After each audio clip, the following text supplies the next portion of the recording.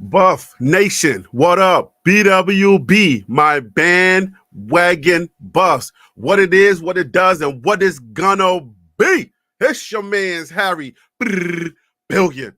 Family, welcome to the Liberian Perspective. Please do me a favor and smash that subscribe button. Make sure to give me the thumbs up. And please don't forget to hit that bell notification so that you can get the videos as soon as I upload it to YouTube. Hey, family, I got to get into these live streams. That's all the business I got. You know what time it is. Let's work. All right. Good afternoon. Ken B, what up with you? Good afternoon. Good morning to some, depending on where you are in the universe, in God's land. All is well with me. All is well with me. Thank you for joining me today on today's show. I appreciate you guys joining me on today's show. Thank you so much. Let me adjust myself a little bit here. There's a lot that's going on around the Buffs. Colorado defense, Colorado offense, a lot going on. Whether Coach Palm is on defense or he's on offense, the Buffs are in the postseason, and we're going to be talking about a couple of things. This show is pretty much going to be about mostly the fans. Where do we stand as fans? Where are we? There's a lot of us that are changing course. There's a lot of us that are thinking about different things. Our attitudes have changed. Things have changed. The swagger is gone. The swagger's not gone, but the highs are gone, and we are in the lows. And I think as a fan base, your loyalty is tested when you're in the lows, not when you're in the highs. So it's important that we understand where we as fans, where do we stand? And as you can see on the thumbnail, are you worried? And if you are worried, are those worries justified? Because we don't all arrive at the same time. All right. So if you're worried, we want to talk about why you're worried and see if we can provide some solutions to why either you shouldn't worry or why you should continue to trust in the process. So let's go ahead and get into it today. All right. Game Pawns, what up with you? Crazy old East. I think that's what it says. What's up with you? All right. Welcome, everyone. Where you guys watching from? Please remind me where you're watching from. My camera is straight ahead, but the computer is right here for me to see the comments. So please excuse me if I don't make eye contact every second. I may have to look down to read the comments. I hope that is okay with you. So the format of the show, guys, as you guys know, it is going to be a talk show. It's going to be a call-in show just as well. And the email for you to call in, the format, you email me, I send you the link. You come in, you can talk your talk. You can say what you got to say, guys. I love the interaction when you guys come on, when the BWBs or the fan base out there. I call you guys that are here with TLP Sports Club. I call you my club members because the channel is TLP Sports Club. So you guys are club members. I don't consider you fans. I don't necessarily have fans. You know what I'm saying? I have members who are here to experience this whole Deion Sanders Colorado football together. So we are here together as members for one purpose. All right. So email is right at the bottom of your screen. If you look there, it says hot tips for tlpsports@gmail.com. And it's hot, like the word is hot in here. Tips is like you're giving somebody a tip at the restaurant. All right. But you add an S to that. And then TLP. So don't put an I where the L is. T like the, L like Liberian, P for perspective. All right, the Liberian Perspective Sports at gmail.com. Give me an email. I'll send you the link. You can call in. We can all have a conversation about the fan base. All right. Also on today's show, I wanna know what other teams you guys support and if your team is still in the running. All right. And please, not everybody say Georgia or Alabama. Don't just pick a top team. I really want to know for sure what was your first team that you were supporting before Prime, and I want to know, who you guys support and if you are still in the running. All right, let's make it a little bit of fun. Let's make it a little bit fun today. All right. Fresno, California. Kim B is from Fresno, California. Delaware's in the house. You're not too far from Maryland. You're right there. All right. That's Game of Pawns, or is that, Game of Pawns? All right. Try Thomas to California. Try Thomas to Colorado is big news. Ooh, somebody's dropping news already. Oh, yes. Okay, Try Thomas to Colorado is big news. Where did you get that from? Who's reporting that? Please let me know. Crazy Old East is coming in from Texas. All right, when you're tired of texting the rest, please text us. That was a joke. Plus, the name is basically crazy. Oh, crazy. Oh, okay. Crazy Beast. Crazy Beast. Okay. I just added the L with number 3 to be like capital B. Aha. Creative. Fresno, Texas in the house. KMS, where you at? What's up with you, man? All right. Enoba, Oklahoma's in the house. Fresno, Texas in the house. All right, guys, we're just doing a roll call before we begin the show. The Ohio Tony Arnold says the Ohio State since my childhood friend Chris Carter attended. Oh, okay, he's jumping in already. All right. It is trending. Sorry. Okay, so we got a trending story already. So, hold on, let me make sure I put that up. What did you say? It says, okay, so we're gonna keep that up for a second. You want to jump right into the show, man. Washington, D.C.'s Karen Alyssa.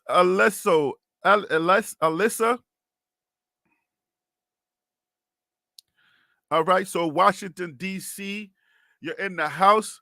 I went to, obviously, Parkdale High School, so I'm right there, Maryland. So you from the DMV, that's what's up. Thank you for joining the show. Okay. All right, so you guys just want to jump right into it. You're dropping news already about things that you've seen.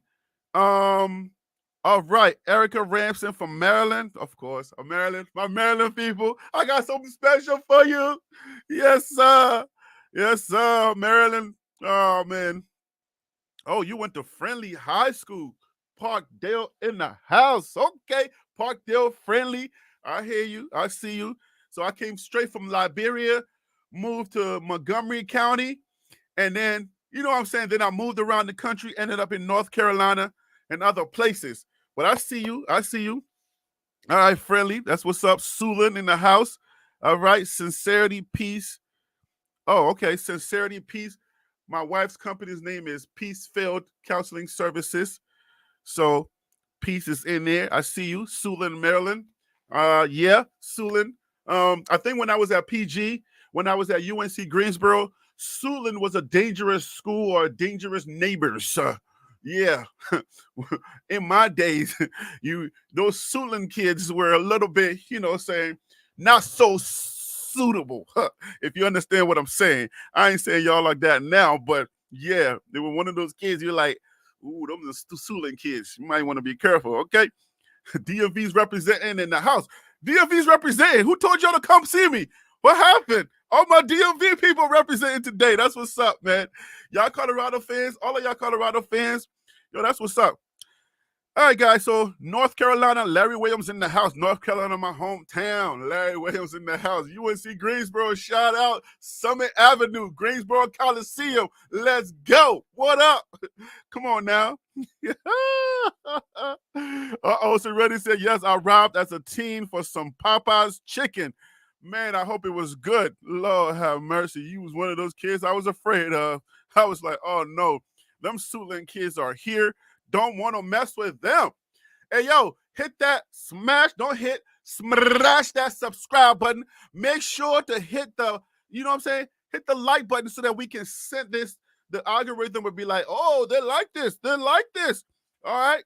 Smash that like button so that all that thing, whatever you see on your screen, smash that so that the algorithm can do that shimmy and send the video out to other people so that they can know that we are here representing.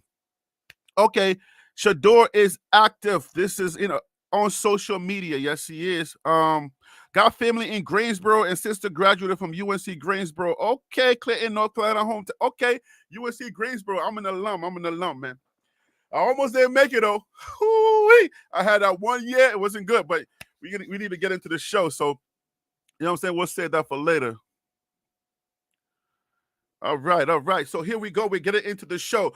I want to know where we are as a fan base, guys. I want to know. Tell me where we stand as a fan. Before we start that show, before we get into that, I want to know where you guys, what school did you guys rep first? All right. UNCG ain't got no football team, so I couldn't rep them. We have a soccer team, though. I tried out. I didn't make it. Okay. So tell me what school you were repping, guys, before you came or before Coach Prime went over to Boulder. I will see here in the comments. Let me know what school you guys were repping. If this is your first time watching college football, please let me know in the comments. Georgia Southern Eagles. Okay. How did you do this year? Let me know how you did. If you followed them this year, let me know what their schedule was. Let me know what their record was. How did y'all do? JSU. How did JSU do this year, AK? How did JSU do this year? How did they fare out? I want to know. Let's have a conversation today. Sean Lewis is probably about to make an announcement. Got my eyes on him. USC. Well, we should know how USC did. They're probably bowl eligible. All right. So tell me, AK, how did JSU do? Because obviously that's where Coach Prime came from.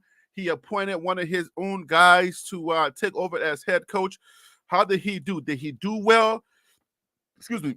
Is the fan base, or is it right to say are the fans? Yeah.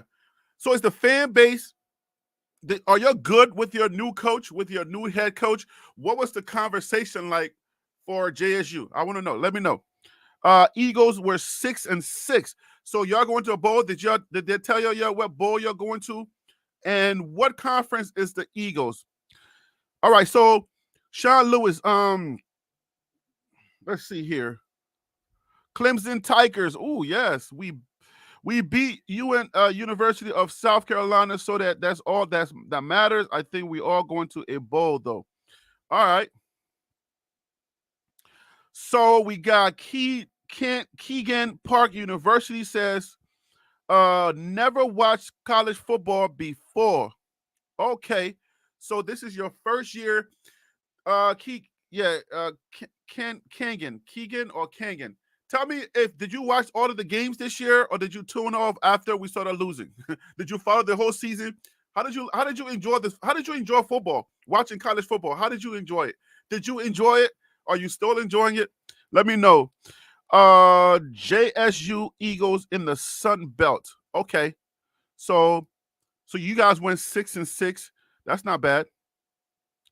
All right, so man, your name EINOR. I want to say Enoy Bo.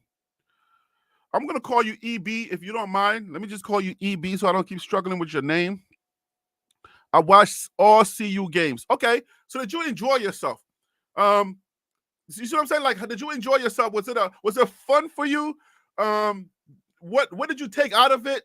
You see what I'm saying? Like, did you get anything out of this season watching college football?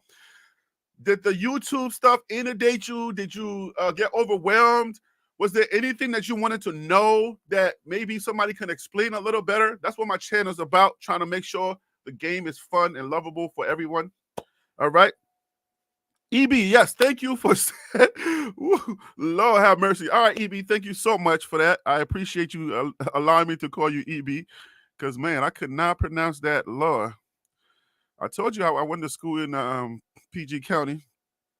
Montgomery County is not too bad, though. All right, so you never watched college football. All right, who else? What's your teams, guys? Put your teams up there. The Gamecock, Big Daddy said GSU, Clemson, and the Gamecocks.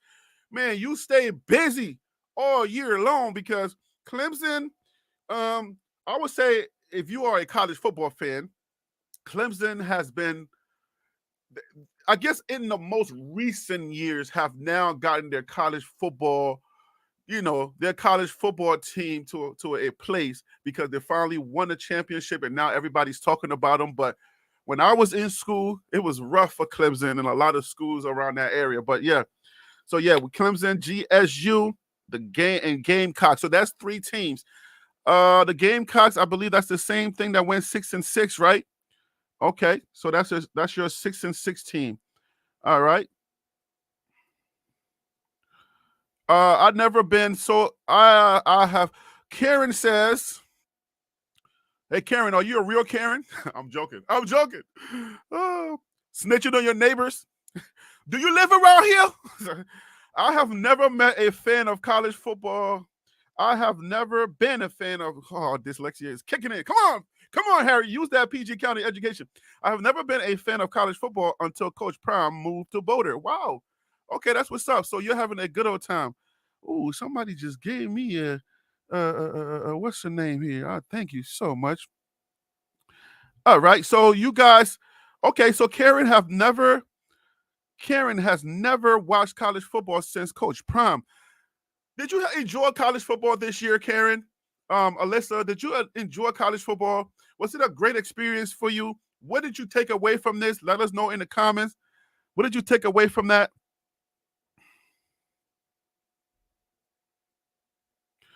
All right, so how do I put this up? It says all right, East Coast.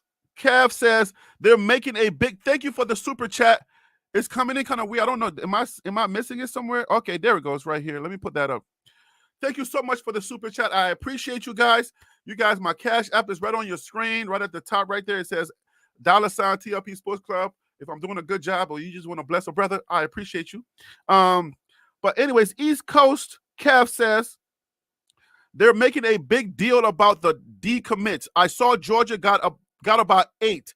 Alabama got about 5. Everybody has them, but they're targeting Prime. It's a good target. It's not necessarily a bad target because we asked for this. Let's talk about that a little bit. So yeah, I say, you ask for certain things. You want to be talked about, whether it's negative or positive. People are going to make up their own minds, and I would like to be talked about. It gives you, you know what I'm saying? It gives you that, it keeps you relevant. People keep thinking about you, keep talking about you. It keeps you relevant. So it's not necessarily all a bad thing, and it's because we are the hottest thing spinning. That's the reason why everything matters that comes out about the decommit. So yes, I will also add that we're not there yet as a big program. Like, we don't have a recruiting pipeline that is so strong that, you know what I'm saying, that when the recruits come in, we feel like we're getting top of the line, top tier recruits. So that's a comment that I had before. So I really look at these recruits, like, you know what I'm saying, they matter a little bit more for Colorado. But at a certain point, I became disillusioned, and I just felt, maybe that's not the right word. I'll be using the wrong word. But anyway, guys, I just felt like it didn't matter when it comes to certain positions. Because if you watch the entire season, guys, it's just like, you see all around us, and you're like, oh, that's good, but that's not good. So when I see that's not good, when I don't see anything moving in the that's not good position, then I'm like, okay, I'm good. But as far as CU recruits go, CU's not that big yet, so some of these may matter more than others. That's what I got to say about that. So thank you so much for that super chat, and thank you for adding that to the comments. We have to find the lineman critique and hate foolishness. We have to find the line between. Oh, I'm sorry. I told you guys. We have to find the line between critique and hate or foolishness. Yeah, I mean, I will tell you this. I can share some personal stuff where I have some people in the comments, and I want to ask you guys this. You tell me if I'm wrong for this. Somebody's in the comments, and you guys know how I joke around here on this channel. I'm like, I made a video last night, and I'm like, yo, Coach Prime, show me the money. Coach Prime says, show me the money. I'm like, Coach Prime, because of that conversation that we had, and I was like, we were talking about, is Coach Prime's rhetoric or his message, is it contradictory to what's going on currently in college football's NIL environment? We had that conversation. And then when I did that video yesterday, I was like, yeah, Coach Prime was watching this. Coach Prime must watch the show. I wasn't trying to say Coach Prime was watching the show, but yeah, somebody was like, Coach Prime doesn't watch your show. I was like, yeah, I know Coach Prime don't watch my show, right? I was like, I know Coach Prime doesn't watch my show. So I was like, and then I was like, but you don't know either. And the person was like, the person came back and they said something, and I was like, and they were just like, he doesn't watch your show because you use his son's videos to talk over. That's why he doesn't watch your show. So I'm like, that's a shot. Like, you went all the way to say he doesn't watch my show because I use his son's videos. So when I say, I'm only saying this because I want to. This is part of that person's question, right? We critique foolishness or hate. So I was like, you try to take a shot at me, and then the person came back and said, I'm just kind of paraphrasing. The person came back and it was like, that's why there was like, you lost your sense of sparring, and now I'm glad that I did unsubscribe. And I'm like, okay, so do you guys take sparring, or do you see somebody telling you, hey, he don't watch your show because you're doing X, Y, and Z? Do you see that as sparring, or is this somebody who's just trying to send a shot? Because it's weird for you to say, hey, he don't watch your show because you're using his son's videos. You shouldn't be using his son's videos to talk over. I need some type of motion, so I'm not talking over just a photo. So was that somebody's like, oh, I'm one of your supporters, I'm being nice with you and I'm sparring? Or is that somebody, sending shots? Now, I said that to lead into AK's conversation. I think we do this type of thing a lot to Coach Prime, right? It's like, I don't know if you want to call it underhand complimenting or whatever it may be. It's like, why do I need enemies if I have people sparring with me like that? If you are a supporter or once a supporter and you had unsubscribed from my channel and now you're using that to say, now this gives me the validation to make me feel better that I did unsubscribe from your channel. So that was the validation that I can't take you sending soft shots. Do you guys see that as shots, or am I off base?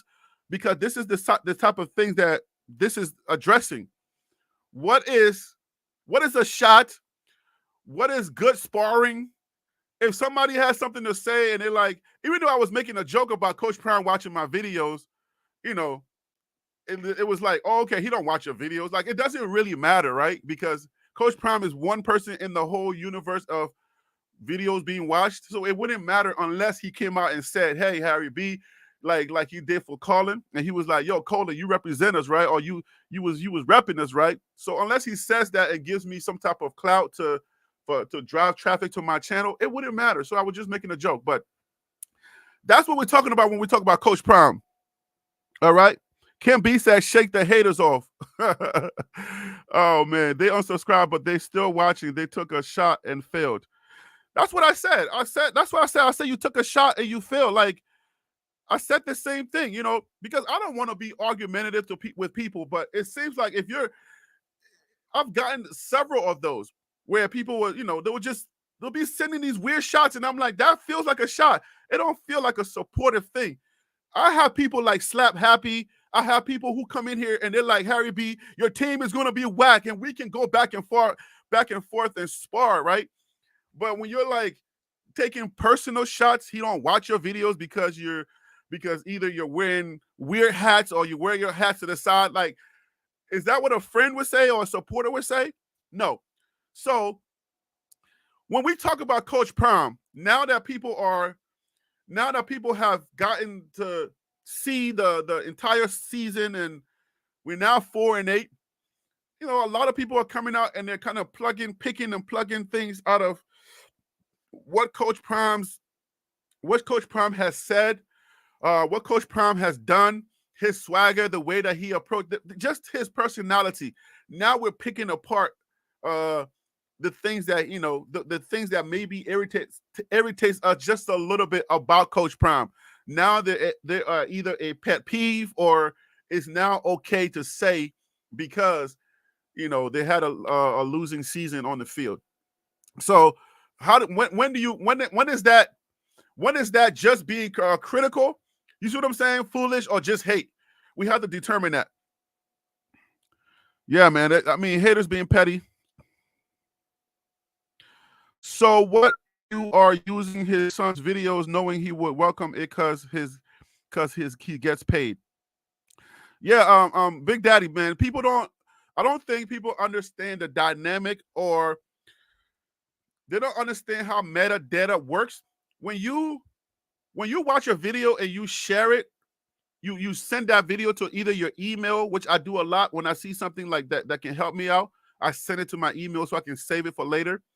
When any type of interaction, it sends a message to the algorithm, and it lets you know the most, like, if you share it, that's like a big, like, if you were to score things that happen with metadata, sharing the video is like one of the biggest things.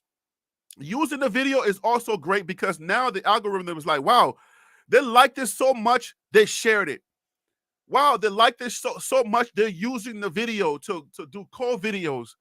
So when you do that, it's really good for marketing. It's good for the entire algorithm to send your video out to other people. And then it's like it's a sign of endearment. We appreciate what you're doing. And then if you watch my videos, I put at the bottom, I give him credit. So all of those things helps his marketing. It helps his business, and it's kind of like I'm pushing his business. So some people don't see it that way. They just feel like, oh, you're just a copycat or something. I don't know. It's weird. All right. So, King P27 said, my Chiefs have won 2 out of 3 Super Bowls, and we still critiquing them. We still critique them. All right. What does that mean? Critique can be beneficial. Okay, here we go. King, critique can be beneficial. Is the pointless, meaningless hate that is unnecessary. All right, so I'm gonna put this one up. KMS says whatever Prime does is what makes Prime him. Well, that's important because I think. Well, let me deal with this first. So I think as far as critique is fine. Critiquing is not bad because you use critiquing to better yourself, because the critique, keep in mind your favorite teams, they have social media platforms, and then they also use bots, and they also use AI to sift through information so that they can kind of get a pulse, keep an ear on the streets of what the fan base is feeling, how they're feeling. And somebody is responsible, their social media team is responsible for keeping track of those communication that's going out online. If you think it's just frivolous banter and you're just saying whatever, just keep in mind, somebody is watching, somebody is listening, and they're taking everything you say, just like every business does, to do better business. All of these listening devices, your phone has a listening device. All of these listening devices that are in our homes, all right? If I say one of their names right now, they'll be like, yes. All of those are strategic marketing devices. They're listening. You don't have to say their name. They're always listening, all right? And they're going to take information, which is put into the metadata, and somebody is taking that information and trying to sell you stuff. So critiquing is not always bad. But I think we like I believe it was AK, right, that says we have to differentiate between critique, just either sending shots, whether it's soft or hard shots or just pure hate shots. A shot is a shot, all right? But I mean, there's a way to have, you know, constructive criticism. Like in the beginning, a lot of you guys were telling me, "Hey, man, yo, cut your intro. It's too long." So I cut it down. You guys were telling me stuff that was helpful. Some people were more harsh with it. Some people were kind of, "Hey, Harry B, man, I really like your channel, but do this, do that, and do this." Those were helpful. But when you're telling me, "Yo, he don't like your video because you're using this and you're doing that," like that's not like if you just send bad vibes. How is the bad vibe? Am I supposed to find a silver lining in the bad vibes? Like, don't use this video no more? What can I glean from that? A Coach Prime word. What can I glean from you sending bad vibes? It's weird. That's it is. Deb Bell says critiquing is beneficial if it is meant to better something or someone, constructive or not at all. Perfect. That's exactly what it is. You see what I'm saying? So it's like, I don't know how many of you are Christian, but it's like what the Bible says about prophecy. Bible says, how do you know a prophecy is for you, or how do you know a prophecy is of God? The only way that you can know a prophecy is of God is if it's beneficial for the person that is meant for and is helping the Christian. All right, or helping the person that is not a Christian to either convert or become a Christian. If it's not one of those, then it's not a prophecy. So it's like it gotta be. Those are the criteria. If it's not in those veins, if it's not to help to edify me, then it's not a prophecy. So, but somebody would say, "Oh, yo, go touch a car. This is your year." Okay, you touch the car. If it's not your year, then the excuse is you didn't believe. No, that was not a prophecy. Tracy Ashley, what up, Harry B? Fort Worth, Texas in the house. What up with you, Tracy? Thanks for joining the show. Oh, man. I dropped another super chat. Oh, my goodness. My man. All right, here we go. Thank you so much for another super chat. What do you think of them adding Warren Sapp to the coaching staff? That was something I wanted to talk about. Tell me if this is a rumor. I got a question for y'all. I don't know if I read this through a newspaper or I saw it on a video where somebody is saying that Rick George is not going to allow Warren Sapp to join Coach Prime's team because he allegedly, I got to put that on there. This is not from me. He allegedly is an abuser of women and he has issues with women. Allegedly. Okay. So Rick George is not going to allow him on the team. I don't know if that was a hate video for CU or if it was something that was on a newspaper that I read. So you guys tell me, is that something that's a narrative that's out there about Warren Sapp? That's what I've heard.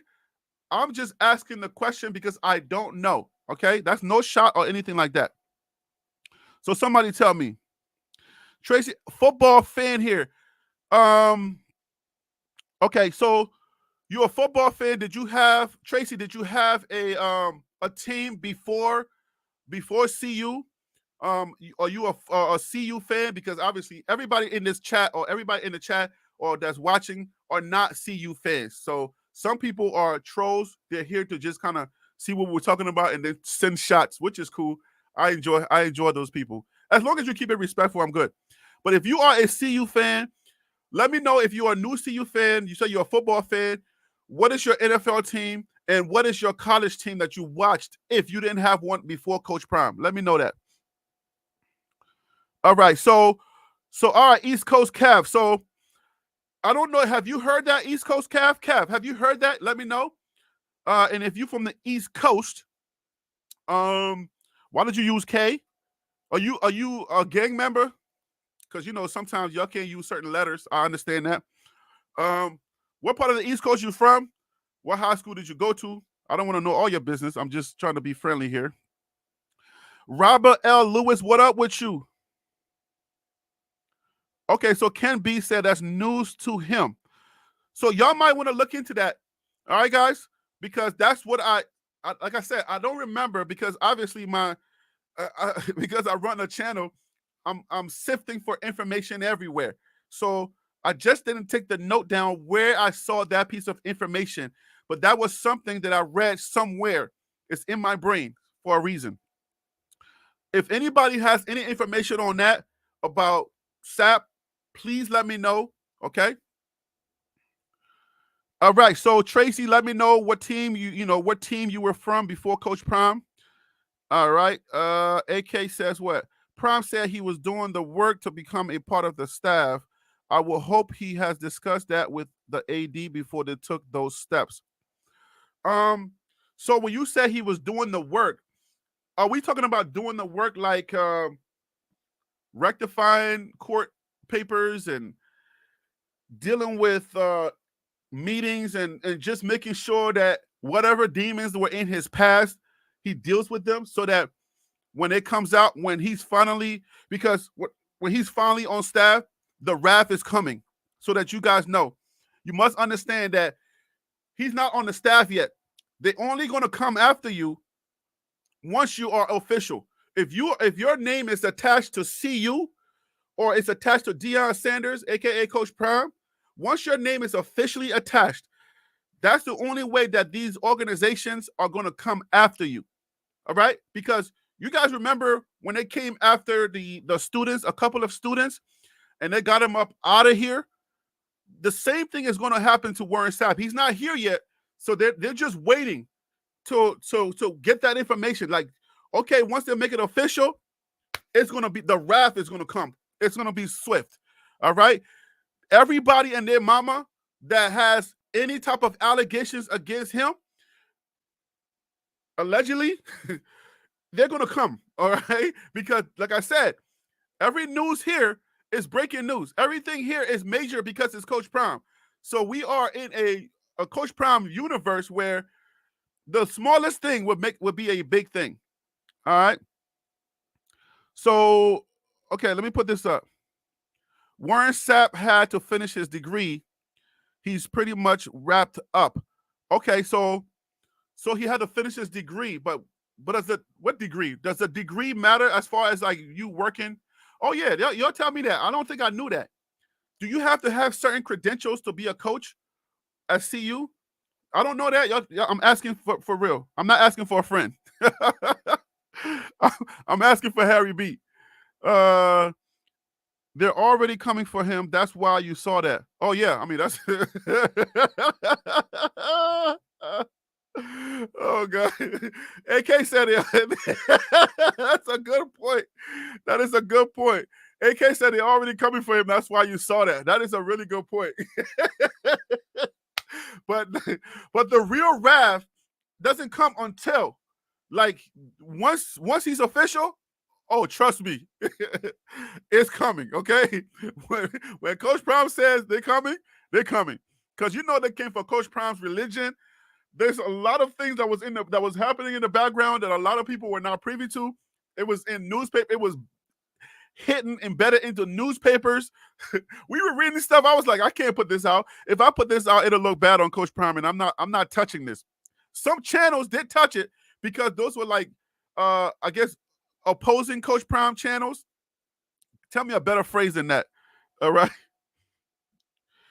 Okay, so who said this? So Deb Bell says, yes, as a coach.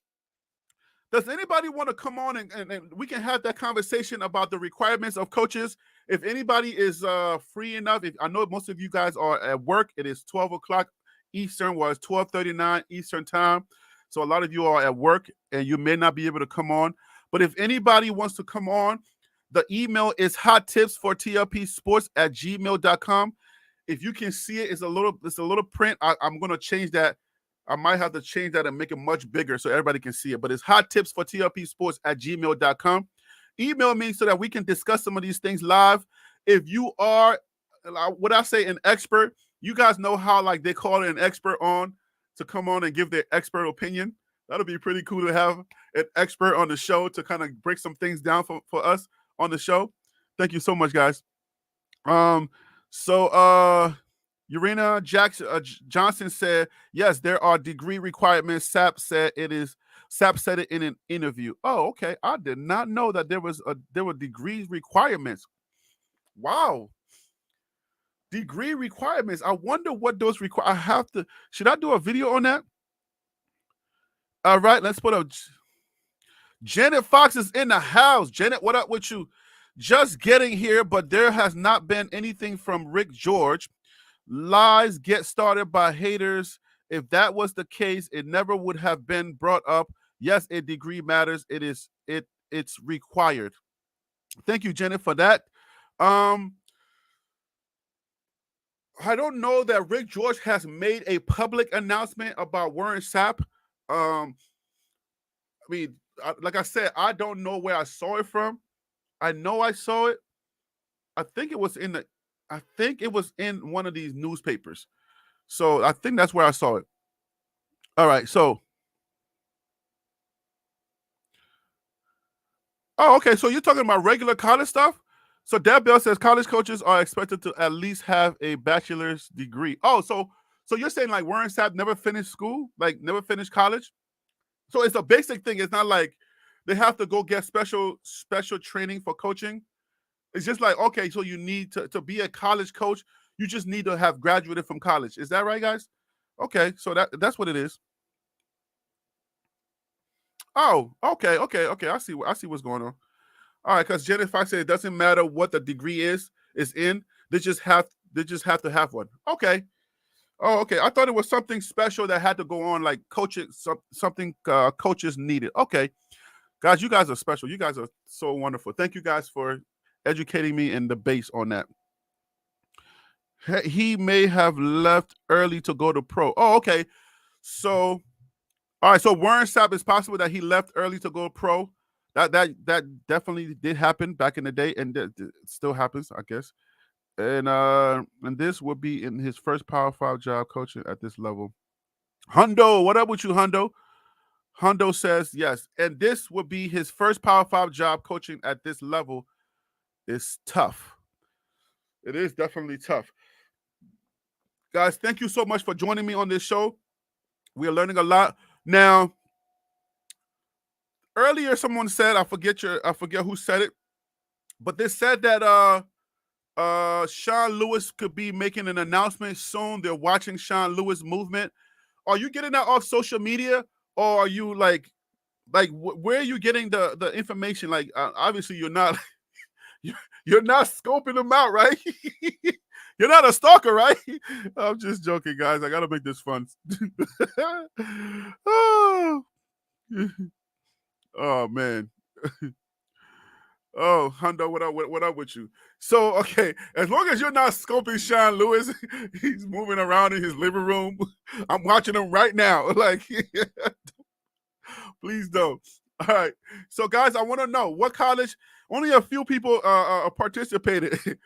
Only a few people participated. I want to know what college were you part of, or did you watch before Coach Prime came over, and then you started paying attention to college sports.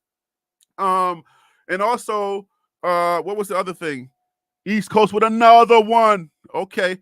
Same thing with Prime. He had to. Oh, okay. He had to do the same. He left early to go pro. He didn't finish Florida State. Finished education at HBCU to coach. Yes. He did say that. I did hear that in one of his interviews that he did graduate from an HBCU. It was like one of those sparring matches with one of the announcers or supporters, reporters, and he was like, I did graduate from an HBCU, right? Like, you know what I'm saying? Like, some people were thinking that he just went to Jackson State. That was his first HBCU experience, and he just came over and then he left. And he was like, you do know that I did graduate from an HBCU, right? It's not like I wasn't familiar with HBCUs before. I was, because I did graduate from one. So the whole Jackson State experience was not my first experience with an HBCU. I be loving Coach Prime's interviews, boy. When he's ready to give it to the folks, he give it to you real nice, and then he said, "In Jesus' name, Amen." Lord have mercy. Coach Prime could be one of my uncles or one of my friends. We pretty much the same age. Like, hey, coach, bruh. Sheesh. All right, how would he know? how would we know though? UGA 1983, Gracie Makerson Lipscomb. Whew. Those names, boy, y'all be going in, but I want you to know all my name. Remember the whole thing, okay? Don't try to abbreviate it. GML, okay? 1983. Oh, Janet Fox is having some hold on, Janet. We'll get to you in a second. Let's go to Deb first. Okay, I never watched college football before Coach Prime. I followed Coach Prime since his college days. Always been a pro sport fan: football, basketball, golf, and tennis. Okay, so basically but yeah. So if you follow Coach Prime in college, then that means like you were like watching Coach Prime like early in the early days, his early playing days. So that's what's up. And then let's get to Janet with this. Lewis can't leave soon enough for me. Let me ask y'all a question out there. Are y'all part of the choir or the conspiracy theorists? There is a creator out there that sprues a lot of conspiracy theories. That Sean Lewis was what do you call it? What's the word?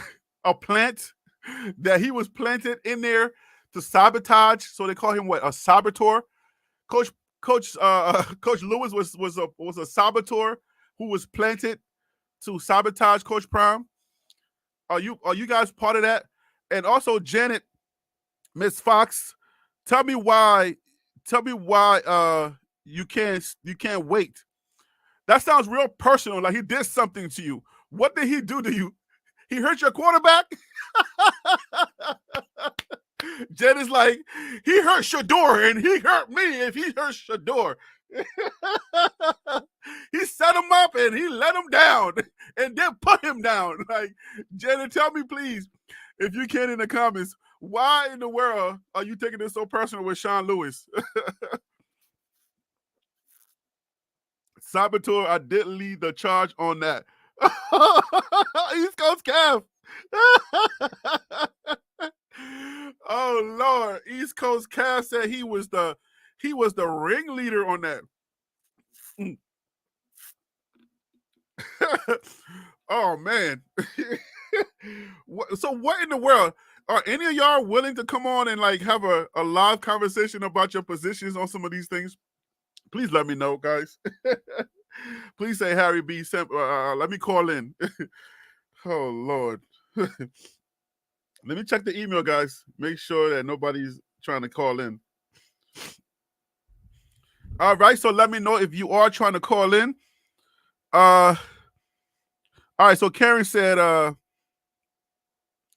just didn't trust Sean Lewis. I never understood why he didn't adjust his play calling to utilize the offensive players better.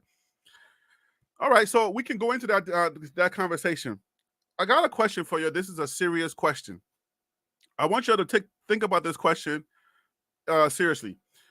Sean Lewis he's an OC. Word on the street is that Coach Prime gives his coaches 100% a free reign to call the plays. The head coach can override what the head coach can override what the OC or the DC calls. He can say when he hears what's coming, he's like, I don't like that. Let's do something different. Are we saying like are y'all square? Are y'all saying that Coach Prime didn't have anything to do with what he was able to do? Like were his hands tied in a certain way? The reason why I'm asking this is because I want to be fair on his channel, right? Sean Lewis was a heavy runner of the ball. His stat says he ran 65% of the time when he was at Kent State as the head coach. Now, he wasn't all that successful at Kent State. Otherwise, he would still be there, right? But he was successful enough, right, to get this job. People were kind of, hailing him as another offensive mind, offensive genius, whatever. So a guy like that, do you think he comes here and totally, like, just loses his mind totally, just doesn't he doesn't want to run the ball. Obviously, we saw there was no running the ball. He totally just doesn't know how to play call all of a sudden. Are we putting all that on him, or it was just the environment that was created for him? Anybody wants to either come on and anybody wants to come on and share their thought on that, or maybe share here in the comments in the chat so that we can talk about that. Because I feel like, Sean Lewis is taking a lot of heat, and we got to be fair, right? Because if you're not the head coach, and we're not privy to the conversations that are going on the sidelines or in that coach's room, which we're not going to get to. I don't want nobody to blame me saying you think your Coach Prime going to tell you his stuff. I know that. I'm just saying we're not privy to that information. So, but all we see is, hey, Sean Lewis was not changing the plays. It was one-dimensional. Coach Prime saying it was one-dimensional. So are we putting that squarely on just Sean Lewis? Is it fair to do that? That's a question for you guys. So is it fair? Just on the notion of, is it fair? Do y'all think it's really fair that that's happening, guys? Because I don't know. I want you to be objective. I want you to be fair to just being a human, not necessarily because you're a Coach Prime loyalist and just go in on the guy.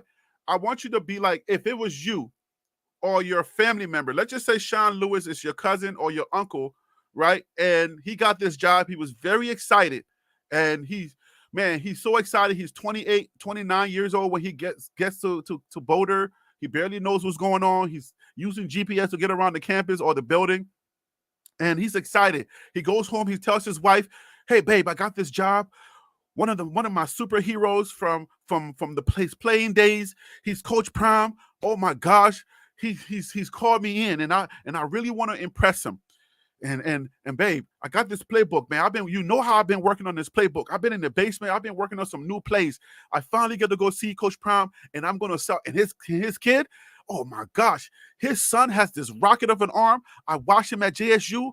Oh my gosh, babe, he's my hero. Like Dion is my Neon. Dion, remember Neon? And they're having a good. Yeah, I remember. Oh my gosh, you got this job. Yeah, Sean Lewis gets to Boulder, and then all of a sudden, boom. It doesn't go well. Like, I want y'all to be like, humanize it, right? Just let's humanize it a little bit so we can understand, like, hey, the communication, if 65% running, whatever the other percentage is, 20-something, 30-something percent, 30-something percent throwing the ball, and he was effective. So are we blaming him totally for everything that happened to Shedeur? Or what are we doing, right? All right, so let me see what you guys are saying.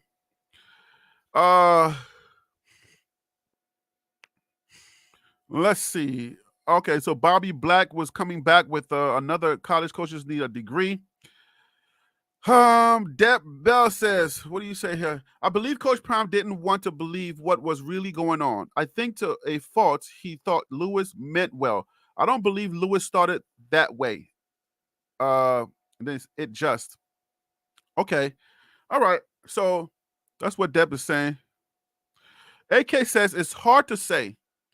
It's hard to say. It's possible he adjusted his calls to cater to Shedeur's shine, knowing the praise he would get behind it. That's cool. I like that. He had to see what he was doing wasn't working. He had to see. Okay, so Deb says he had to see what he was doing wasn't working. But that's the point. It wasn't working at a certain point, and I don't know. I mean, his hands are flying on the sidelines. Seemed like he was calling a lot of plays, and probably gang members was getting confused. Like, is he part of us? Is he not part of us? Is he Crip? Is he Blood? I don't know. He's like, right? I'm just joking. But anyway, it was like he was doing. I believe he was doing his job, because we started off pretty good, but then we got stagnant. So is it that he didn't want to do anything else? Was he doing something else? And it was like the execution wasn't really to the point where everybody knew the playbook, because that's a part of it too. You got to understand, Shedeur probably had 80% of the playbook. The rest of the players, I give them 65 to 70% of the playbook. So was the personnel learning a whole new playbook that didn't really gel well, didn't really execute well? Everybody didn't have their place. You know what I'm saying? Because you can't square everything on the coach. The kids have to be the one to execute the play. So was he not doing it? Was he doing it and it wasn't executed? Is that a good point? Somebody? Okay, he had to see what was okay. So he did nothing to me personally, but his play calling was suspect. I was not sold on the O'Boyle. Okay, he was recommended to Coach Prime. Nevertheless, he wanted that high-powered offense, no adjustments. Okay, so do y'all also think that Bill O'Boyle is gone?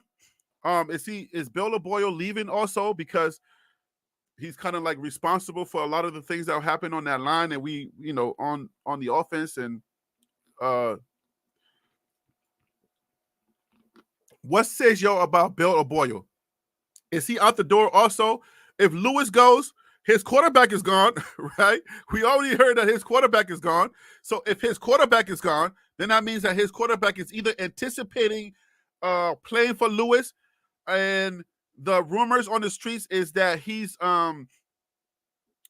been linked to, what is it, Syracuse? There's some other schools that he's been linked to. So they're probably working out the deals and he'll be gone soon. But is Bill O'Boyle also gone? That's another thing that's kind of spinning in the verse. Bill O'Boyle.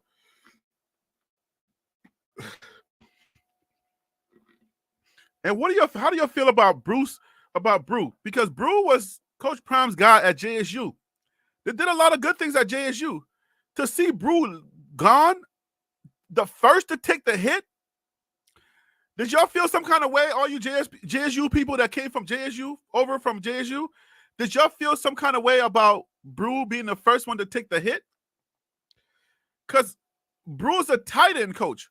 So was the hit on Brew just because didn't Mikey didn't we get a star out of Mikey? So I would say Brew was successful, right? Was there something else about Brew that I didn't know? So I want to know, like, why do you think Brew took the hit? Is it because of Shermer? Because they have to make room for Shermer? Because if Lewis leaves, Shermer comes, Brew stays. Am I mixing that up? Because I don't think Sean Lewis stays. Sean Lewis can't stay with Shermer. They're gonna adjust it. That's the only reason how Brew leaves, because you got to make room.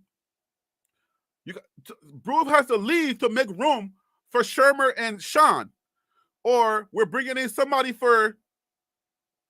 Yeah, y'all help me out because I don't know what's going on about that. Oh, AK said I think Brew wanted to go home. What is he wanted? I know, as simplistic as that sounds, like Brew wanted to go home. where does Brew live? Wait, he want to go fishing? What's happening? Brew wanted to go home.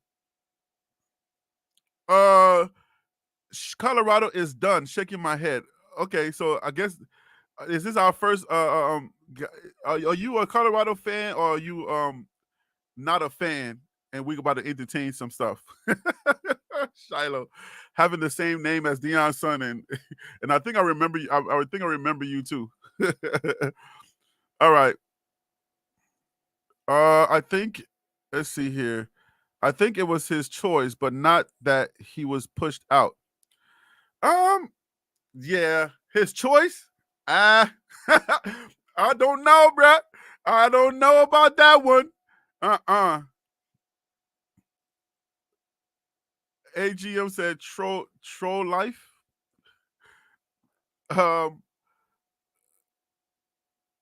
Okay, Brewster and Prime. Janet Fox says Brewster and Prime are exceptionally close. I think Brew just wanted to do something else. Huh. Yo, Yard Man, what's up, man? Yard Harry, checking in, busy work day. Okay. Yard Man, I hear you.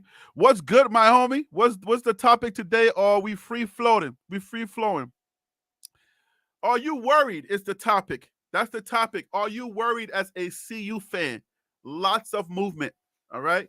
3 within the 24-hour span. We lost 3 major recruits. All right, and major to us. All right. Some people would say that's not so major, but major to us within a 24-hour span. We lost 3 recruits. Lost almost all of our 2025 recruits. It's like we don't even have a 2025 class right now. We're going to have to depend solely on what we do in 2024 to replenish our recruits for our commits for 2025. So we're talking about, are you worried? That's what we're talking about today. And then we're getting news as it's coming in, as people are kind of adding to the conversation. Kendra Felder said, not worried at all. Okay, so expound on that, Kendra. Tell me why you're not worried at all. What gives you confidence? Is it Coach Prime's leadership that gives you the confidence? What gives you the confidence? When you see so much leaving out the door, the fact that we are 4-8 now, we did replace the triple ones, the 1 and 11, but now we replace it with 4-8, and the media, the large media, has written us off. So what's giving you so much confidence that you're not worried? I want to know. Why are all the recruits saying that Coach Prime's gonna leave? This is good. This is good right here. I don't know if you're a troll or not. You gotta let me know. But this is a good question. All right.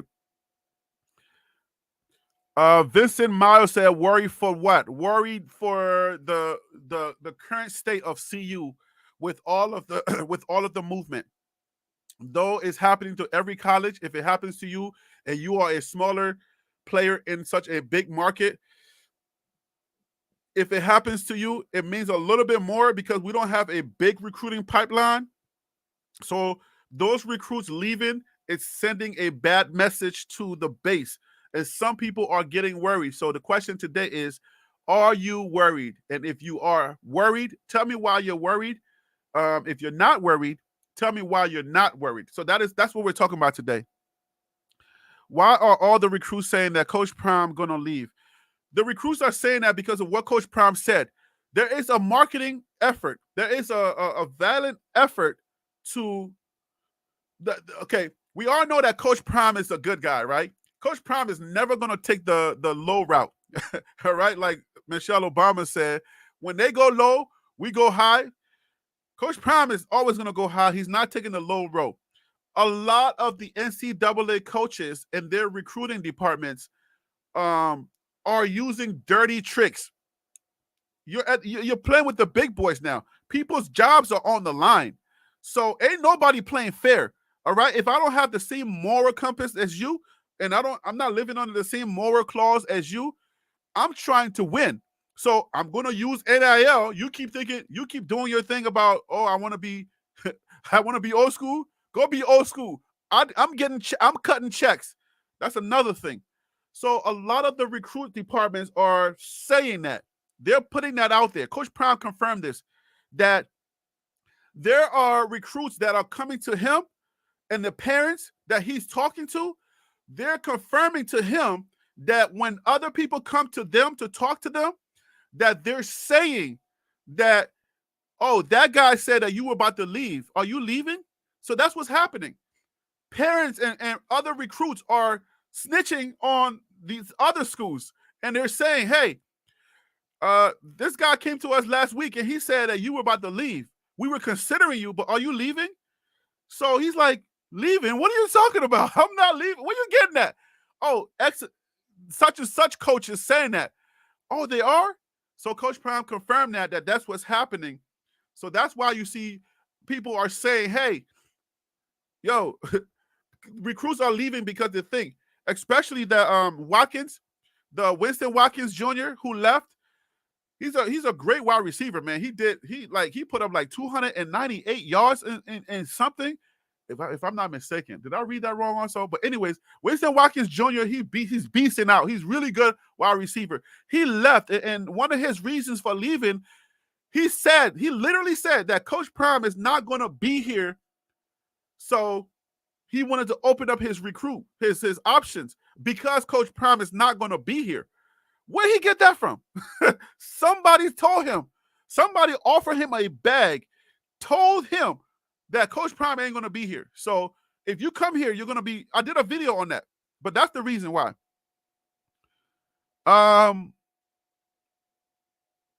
Kevin Horn says, okay, let me take a second question. Shiloh Shiloh the God said, second question, do you believe that Coach Prime is going a different way with recruiting? Really believe Coach Prime is going in a different route? I don't understand the question. What do you mean a different route? Like, what does that mean? He's not using the portal. He's not bringing. He's gonna like disguise ex NFL players and give them pads like in the Little Giants movie. I don't know what you mean. So if you can clarify that, then I'll answer the question. But when you say a different route, I want to remind you guys. Like I think I did that yesterday in the yesterday's show. That let's say when you're D1 and D2, I did a video on this. D1 and D2, you have to enter your name into the transfer portal if you are already in college, because we got high school, then it's college. That's the process. All right. High school, college. College obviously has different levels. Junior college, y'all let me know, is junior college the same thing as community college? I want to know that because we get JUCO, but we never say community college. So let me know if junior college and community college are the same thing. I don't know if that's the same thing, but we got junior college, community college, right? JUCO would be community college, right?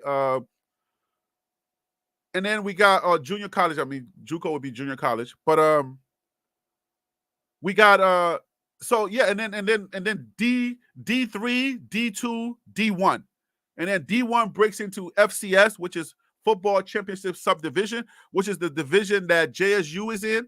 And then you got FBS, which is the Football Bowl Subdivision. That's the second tier. That's the number one for D1. So that's how it goes. If you're D1 and D2, you have to enter your name into that transfer portal to be recruited. If you don't enter your name, you're not available to be talked to. Nobody can talk to you. Do they still talk to you? Yeah, in through different channels, but not officially. So, but you have to enter your name. So there's no way that he can recruit outside of that. Any other college students that is D1 or D2 outside of the portal. You can't. You have to, you must enter your name. All right. Okay, so Janet Fox is confirming that junior college and I believe that's what you're saying. Junior college and community college is the same thing. Okay, cool. Thank you for confirming that. And then I think Vincent Miles is saying, yeah. Okay, so they're the same. He does. How do you think he gets Travis Hunter? What does that mean? How do you think he gets? Well, okay, so if we're talking about high school, then high school, you got portal, then you got high school. So Coach Prime is a communicator. That's one of his strongest suits. So, and he's a salesman. So he's a closer. All right. So he's going to be recruiting high school and through the portal. Any other way would be the annual tryouts that he has for JUCO players, or anybody that's out there in the community that wants to come out and try out. He'll find you. Okay. He ain't too hard to find. I think that's one of his quotes. That's one of his quotes. I'm just joking. Okay, so Vincent Miles says, no matter how you say it, you can only play 2 years there. That's okay. So we're talking about JUCO, right? Okay, so Yardman says, well, honestly, for CU fans, I would be worried, but for Prime fans, this shouldn't. Right now, from a recruiting standpoint, it's not a good look for CU. Prime has done very little to have a decent class. I think I spoke a little bit on this though, Yardman. But when you say for Prime's fans, don't worry, you shouldn't. Is it because you think he's leaving? Is that why you're saying that? CU fans should be worried because you think that Prime is going to leave? Same thing, I guess. You're thinking Prime is going to leave, so you should worry. CU Prime fans shouldn't worry. I don't know what that means. So break that down for me, brethren. I know you're working. You're probably running around the city, but break that down for me so I can understand, or anybody else that understands that, you can break it down for me. Prime has done very little to have a decent class. I'm also gonna put in there. You have to understand that other coaches are actively like campaigning against him. This is personal for a lot of coaches. This is personal for a lot of other people. I know that a lot of people want to say that what Prime was not successful this year. If he wasn't successful, why do you think everybody's attacking him? Okay, I mean, people are you. It's supposed to be competitive. I'm not saying that everybody's going after Prime. That is something normal. No, I'm not saying that because it's competitive. We're all going after the same kids from different schools, depending on what part of the region you're in. But it's personal when it comes to Prime. Like you have to understand, it's very, very personal. They are actively going after him. Okay, it's like somebody did something to him. If Prime was not a good dude, like if he wasn't a good spirit, somebody who doesn't talk about anybody, who doesn't do anything like nefarious, if Prime wasn't that guy, you would think that everything they were doing was justified. I promise you, you'd be like, oh yeah, he deserved it. He's a jerk. Like if Prime was not the type of person that he is, I'm sure he's a jerk to some people. Okay, I get that. Okay, I saw a video clip where Coach Prime was trying to shake somebody's hands when he was at JSU, and the dude pushed his hand away. I'm sure Prime is a jerk in his own ways, but that's like you gotta kind of know him personally. You gotta be in the same circles. You know what I'm saying? You gotta walk in that same place for him to be a jerk to you. To us, for him to be a jerk, he's not a jerk to us. He ain't done nothing to me or anybody else that I've heard about. Okay, unless you're still bitter about JSU, but promise he's a good dude. So for these coaches and all of these schools to be coming after him, this is personal for a lot of people. So that's another thing that's causing recruits to come away from him. And guess what? Some of these people don't even care about the kids that are decommitting. They don't care. The positions that they're getting these kids for are already filled, and they know it's going to be filled for 4 years. So it's like one of those companies that want to crush you. All right. If you are a competition to a company and you're providing a similar product, they will buy you out or they will get you just to sit you on the shelf or just to put you away. They're getting a lot of these kids just so that Prime doesn't get him or get them. All right. That's in there. All right. I'm going to take this kid away from you so that you don't have him, even though I already have somebody for that position. Okay, I'm going to use it as in my depth chart. He would never see the light of day. I know you need him. I don't need him, but I just don't want you to have him. That a lot of that is going on. All right.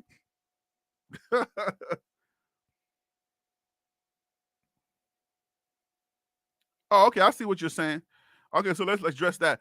No, there are Prime fans that are not concerned about CU football, but only Prime. Along with myself, I never watched a CU game until this season to see what would happen. As Prime goes, so will the eyes.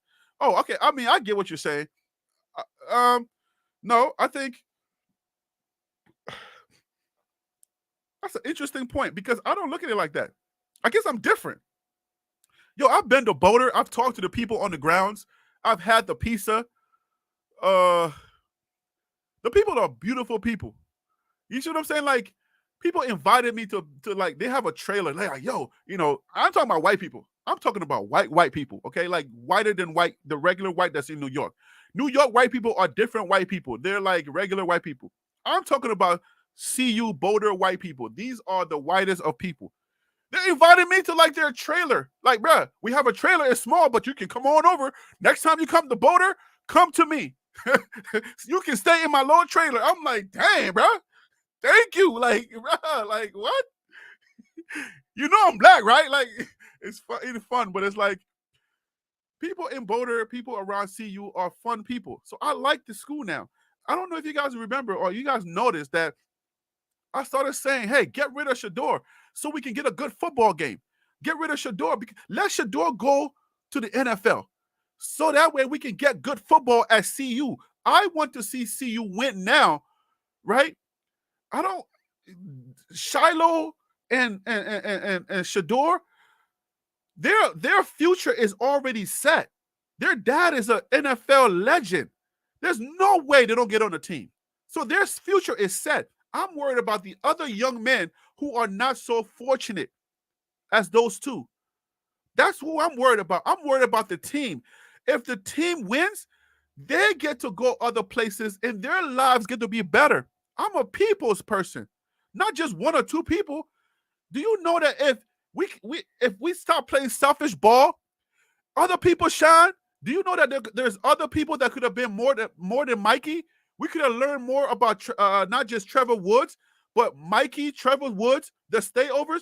We could have made more people shine if we get a different quarterback that doesn't have the mindset of a Shador, where he's only locked in on people that he knows are going to make his record good. If he throws in the ball, he trusts them, they're going to catch it. I ain't throwing the ball to a bum. With that mindset, I don't like that mindset. It works for him, but it doesn't work for me personally. So I'm like, let him go to the NFL so we can stop focusing on just one aspect of CU football, so that we can focus on the entire team, because I want to see these young men thrive. There's other young men on this team that I want to see thrive. I want to see everyone thrive. So I'm about CU now, even though I'm bandwagon buff, even though bandwagon means Coach Prime constituents. We came over for Coach Prime, and when he leaves, I'm out of here. When Coach Prime leaves, I'm out of here. But will I still keep watching CU football? I believe I will. But secretly, I'm not going to make no more videos about CU. If I lie to you and I say yes, I will, then I'll be lying, obviously, right? If I just told you that that's what I was doing, I'll be lying. I'm following Coach Prime. That's where the heat is at. Okay? So that's no secret. But I like CU, and I'm falling in love with the people and the team. But I want to see the team wins, because I know that if the team wins, Coach Prime wins, everybody wins. So if it's just about them, then it makes it weird for me. So I hope that answers the question. But I can't speak for that.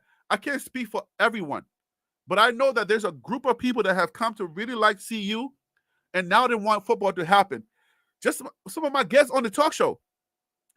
My guests are like, yo, Coach, change it up. We want to see football. We don't want to keep seeing Shador. So a lot of people here, even in the comments, are saying, look, we need to see different things happen. Like Janet is saying, look, I want to see the play switch up. You know what I'm saying? So I'm sure people are people are bringing that stuff up because they feel like CU can win as a whole. So I don't know if it's just about Coach Prime. I think it has a lot to do with the entire team, not just Coach Prime. So that's a good thing that you brought up, though. Thanks for bringing that up. Okay, so let me talk about this. You said, Janet said, don't put that on Shador and Shiloh. Not fair. Shador will throw to the open player, period. Nah. I gotta push back on that. I'll push back on that, and I say no. There are games where you can watch where people are like waving their hands and like, bro, I'm open. And then after the play, they're like, dang, bro. I'm telling you, like, I know we didn't get to see in the window where Cavassier Smoke was talking about selfish ball. We didn't get to look into that window. We were not no fly on that wall. But I'm sure selfish ball has to do with a little bit of what Shador was doing as well. If you're saying Shador wasn't part of that selfish ball conversation, he's the quarterback.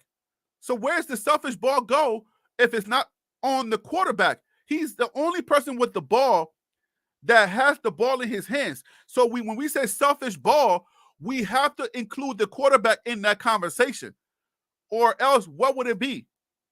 So that's what I'm pushing back only because, Janet, I'm pushing back only because I've seen it for myself. I'm not against them. I've seen it with my own eyes where guys were open, but Shador was locked on either Jimmy Horn, because Jimmy Horn was successful at TCU. He was locked on Xavier Weaver, and he's locked on Travis Hunter. So, and then when Travis left, it was we kept seeing Jimmy Horn, Xavier, Mikey, and Dylan Edwards. It's like nobody else existed. So that's why I'm pushing back, because I know that you have other guys that are on the team. All right. We have number 88. We have Ferreira, who's left the team. Now, Ferreira, his name is Ferreira, right? His dad was actually trolling Coach Prime. Okay, his dad is an alum. He played at CU. He played in the NFL, and his son was number 88 for Rhea. He just transferred. He just jumped into the transfer portal, so he's gone.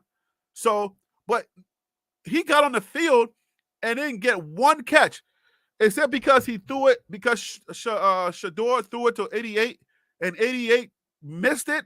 That's possible. Maybe he dropped one pass, but how many times was 88 targeted as a player? I don't know. But anyways, he didn't get a lot of playing time. He's out of here. So I'm pushing back because I feel like, because I feel like there was some selfish ball that was going on when it comes to Shador.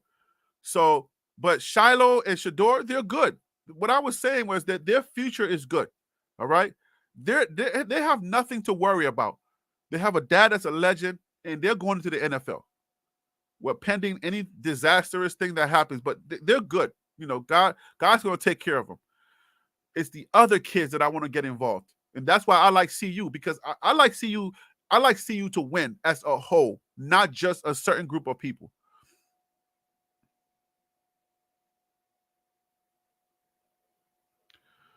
All right, so Karen said,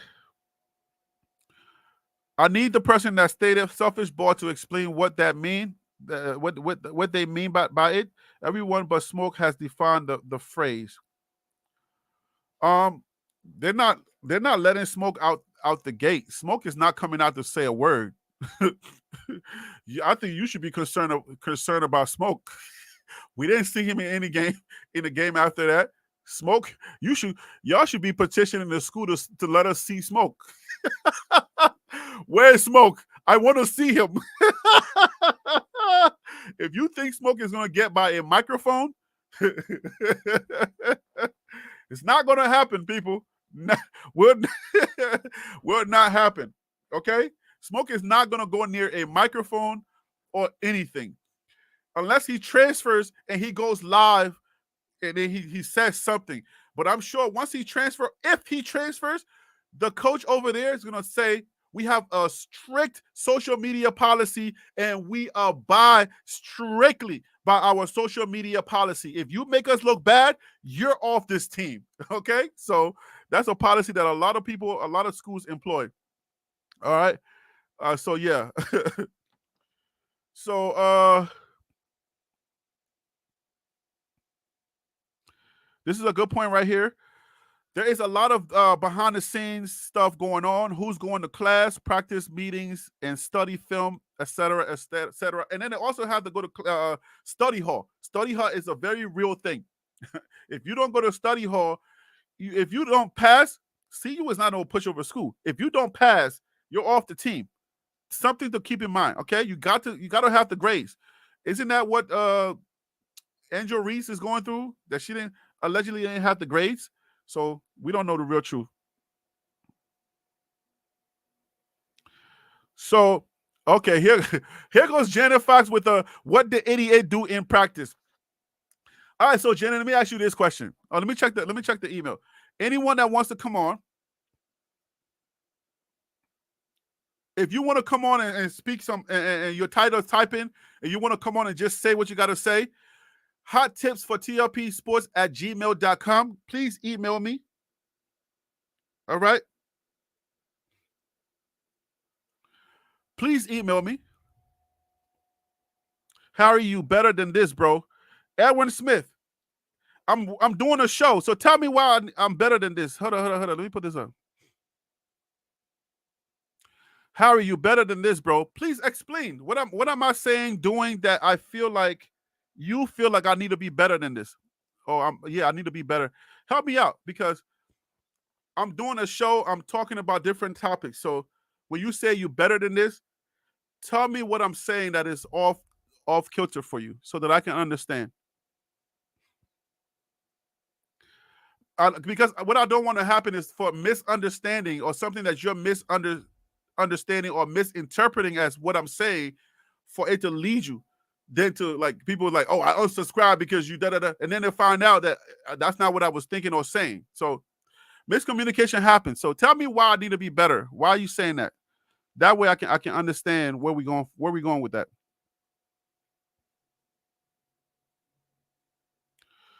Grit says you feeding the trolls. What does that mean?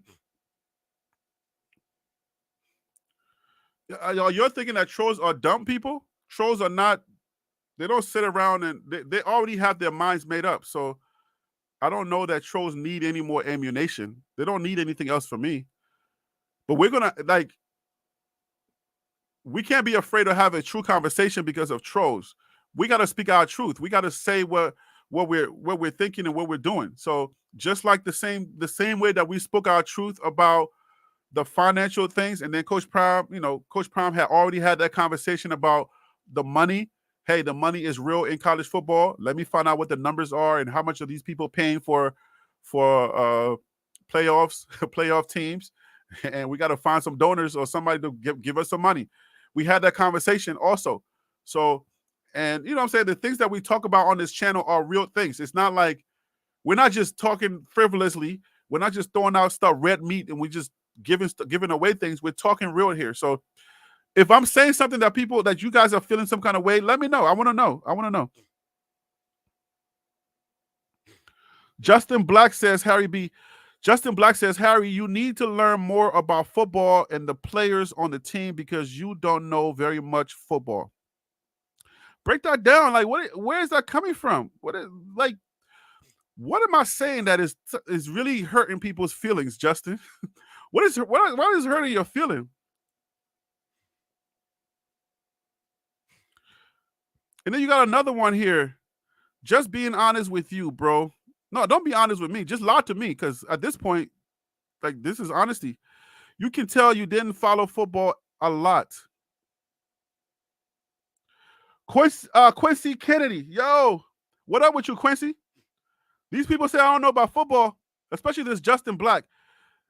Justin, can you come on? Like, hot tips for tlpsports@gmail.com. I beg you, come on. Football gurus, come on the show, please. Let's have a dialogue. Talk to me about football. What I want to hear your voice, and I want you to tell me hot tips for tlpsports@gmail.com. I want to know what are you feeling that you're saying I don't know about football, because we're talking about the team. Quincy said, I got your back. Who wants some smoke? Let's go, Quincy. Sonya got my back too. Harry Billion. Don't mind those haters. No, don't made them know it by. I can't read this. Keep it coming. I love the Liberian perspectives. Thank you so much, man. No, but it's interesting. You guys know I'm open, right? Because in the mind of a detractor, or in the mind of somebody who doesn't totally agree with you, there is something brewing. And I like to always know what that thing is, because it helps me to be human. It helps me to really learn about myself and to be better. So I know that there are strong haters, but I don't feel like this Justin Black person is a strong hater. I don't think that person is. That's why I want to know, like, Justin, you say you're being honest with me. So were you lying to me before, Justin? I want to know. Have you been lying to me? Because when somebody says, I want to be honest with you, because all this time I've been lying to you, okay? I've been gassing you. So now I want to be honest with you. You don't know about football, okay? And it's interesting that you didn't follow football. What aspect of the show that I'm doing today do you believe, like, are you worried? That's the topic of the show. Are you worried about CU? What's going on? What in that conversation have I said that gives you that thing to say, hey, man, you don't know about football. I can tell you didn't follow football. What? So I can learn. If okay, here we go. Justin Black he's brave again. He's saying something else. Here we go. You mentioned the tight end, but you didn't even hardly play. So how was you going to see him catch anything? You mentioned the tight end, but he didn't even hardly play. So how was you going to see him catch anything? Number 88, for real. I mentioned him. I said he got into the game. He got in the game. I have the writing for him. I did the video on him yesterday. Yesterday's video, he was in there, and in the write up, it says like he has 17. He got on the field 17 times or something about 7. The number was 17. So, but what does that have to do with like that? That has nothing to do with football. If that's your thing, that's why you're saying I don't know about football. That any blind person you what you should have said was this: Harry B, put on your glasses, because I do wear glasses. I have to take them off because it's reflecting my eye.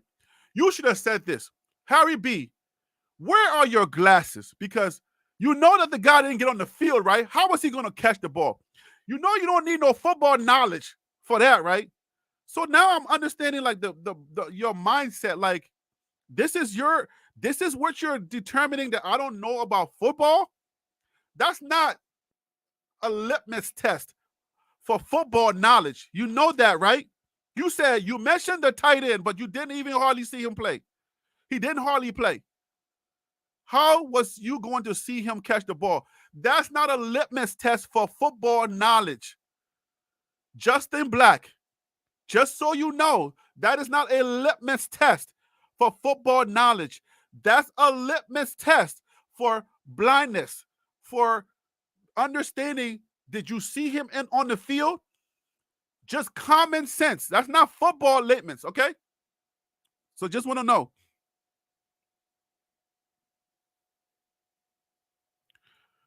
Here we go again.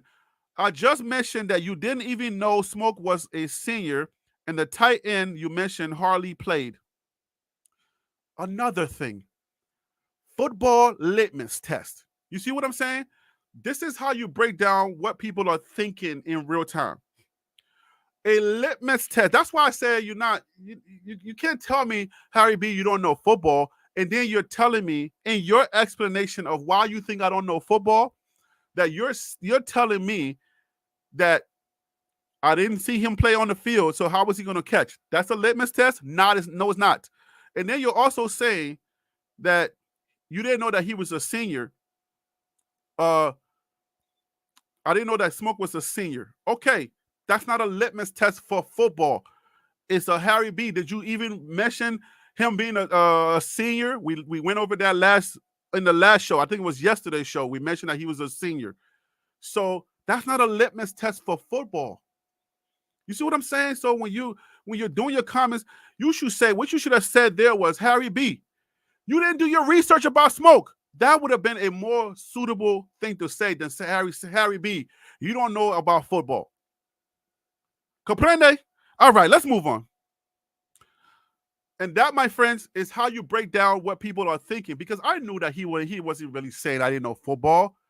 Because the stuff that he's saying, that's not a litmus test for football. That's not how you do litmus tests for football. Hot tips for tlpsports@gmail.com. Come on the show. Let's have a dialogue. Test my gangster. Test if I know about football. Let's go. I'm inviting you. You a G, I'm a G. Let's go. Right? Isn't that how you do? Anyway, you're not ready for this. You don't want this. I'm just telling you, your stuff that you're saying was not football stuff. That's not a litmus test for football. Did I forget that he was a senior? Did I maybe say something that suggests he should play next year? Or if he's going to come back to the team, he can graduate and come on as a grad student, just like Shiloh. So whether I said something that he was a grad student or not, doesn't matter, bro. That has nothing to do with football. Anyway. All right, so Quincy, he dropped the balls. All right, so here we go. D Jeff 20. Oh, is that DJF? I don't know. I play D1. No one is holding these young men accountable for their work efforts on the field and off the field. You have to put it in work just like you have to put it in work just like you work at work, okay? At your job. You have to put in work just like you would at your job. It's more than football. Well, I don't know if it's more than football, but I agree. D Jeff 20, I agree. I think it's just easier because I don't think people have time, to tell you the truth, to really write an essay. So you just kind of like you say little things. That's why I be inviting people on the show. Like, come on the show, say what you got to say, because obviously you're on your phone, you're either working, you're distracted. There's a lot of things going on around you. Sometimes people are driving and they're trying to speak their comments because they just have that impulse. But it's like there's a whole lot of distractions going on. So people are not really like trying. Sometimes when they comment on the videos or on social media, they're just saying a piece of the thing that they're thinking. It's not an entire essay to say this is everything that I'm thinking. So I kind of give people that kind of grace when it comes to stuff like that. That's why I like to probe. Hey, what are you really saying? You know, like the Justin Black character. Like, hey, what are you saying? Do you really think I don't know football, or are you just thinking something else that you're kind of covering as a football thing? So, you know what I'm saying? Like, I would say people kind of know about the whole football aspect. They know about practice. They know that you got to put in work, but it's easier to just say, oh, the D line sucks. It's easier to just say, oh, the O line sucks. But then, you know, if you had an opportunity to really have a conversation with some people, then they'll go into more details to tell you, hey, this person was missing that block. This person missed their assignment. That person missed their assignment. So the coach doesn't get fired. That person, because now it's like, now you can get details. But it's a general thing. All right. So hopefully that answers that hits on what you were saying there. Thank you, DJF. So is it true that the O-line defender, the backup battery, than they did for better? Oh, battery. Wow. Wow. Wow, Harry B. Wow. You want to be an announcer for ESPN? Good Lord. So is it true that the O-line defended the backup better than they did for two? Don't do that. Answer somebody else earlier on this. Don't do that thing. That thing you do, doing that thing you do, breaking my heart into a million pieces. Stop making me sing. Don't do that, guys. Dear fan base, dear Colorado fan base, you know what? It's not Colorado fan base. Dear Deion Sanders supporters, do not do this thing, okay? Please do not do this thing that you're doing with the narrative that you're running with, guys. The O-line did not sabotage Shador. Stop. Okay? This was not a job of sabotage. You got to stop, bro. Until they come out and say, yes, we did, those O-linemen were doing their job to the best of their ability, given the circumstances, different things. Just like what I just said, we don't have time to go into all of the little minor details, but on a bigger scale, they missed some assignments. The playbook was tough. Everyone was learning the playbook. So there was a lot of missed assignments. Hey, Justin, I'm not just being myself. I'm not yelling at you. I'm not, I'm just saying, but I just want the caution the base, because this is not my first time answering this question. Please understand, guys, that the protection that the what was his name? Ryan Stubb. The protection that Ryan Stubb got is the same protection that Shador got. Okay? Because this can spin out of control. It can be spun into, oh, he was white. We don't want to have that conversation either. Oh, he was Deion's son, so they don't like Deion because of what he said. We can go into a slippery slope, a rabbit hole of nothingness. Don't do that, guys. This is, if you love CU, if you really like this team, you got to stop the narrative that was happening. If you don't stop it, then you're going to go down this rabbit hole, and there are content creators out there that's going to soothe and they're going to oblige whatever you're thinking. Please be careful. Don't spin that narrative. This is our team, and we're still here for this team.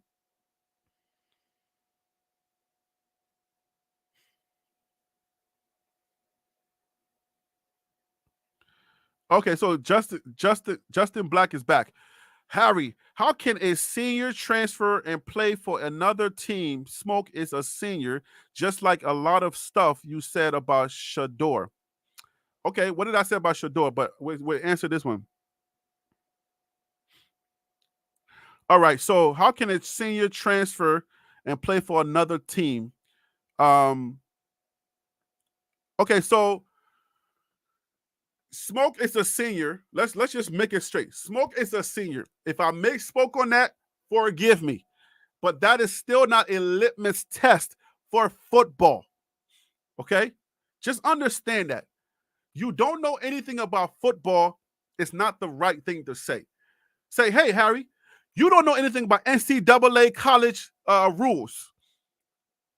All right? Saying I don't know anything about football kind of sends a message that I don't know the game of football. This is college football, and NCAA has a strict set of rules. Okay? So I just want to make sure that we understand that because when people say stuff online, it kind of seeps in and it can poison the mind of people. I'm running a football channel. If I don't know anything about football, then it kind of sends the wrong message. I know about football. What you mean to say is, Harry B, you are misinterpreting the rules for NCAA college football. A graduate cannot transfer. He's a senior. Okay, a senior cannot transfer. He's a senior. He must graduate in order for him to now, just like Shiloh did. Once a senior graduates from that school, he can then enroll as a graduate student, and he can then come back and play. So you're just saying, hey man, you don't know anything about football. That's where you leaving it at. Mention NCAA. I misspoke, and I apologize for that. Okay, I was misspeaking about Smoke transferring and playing for another school because I was not thinking about the fact that he was a senior. As a senior, you can't transfer. So let's just clear that up. That's my bad. It's my fault that I didn't mention him as a senior. He can't transfer, go to another school. He can graduate. So that part, you are right. I misspoke on that. But you just generalizing saying, hey man, you don't know anything about football. So I just wanted to make sure we clear that up. But thank you for calling me out on that. I misspoke on that and I was wrong. Yes, you are right.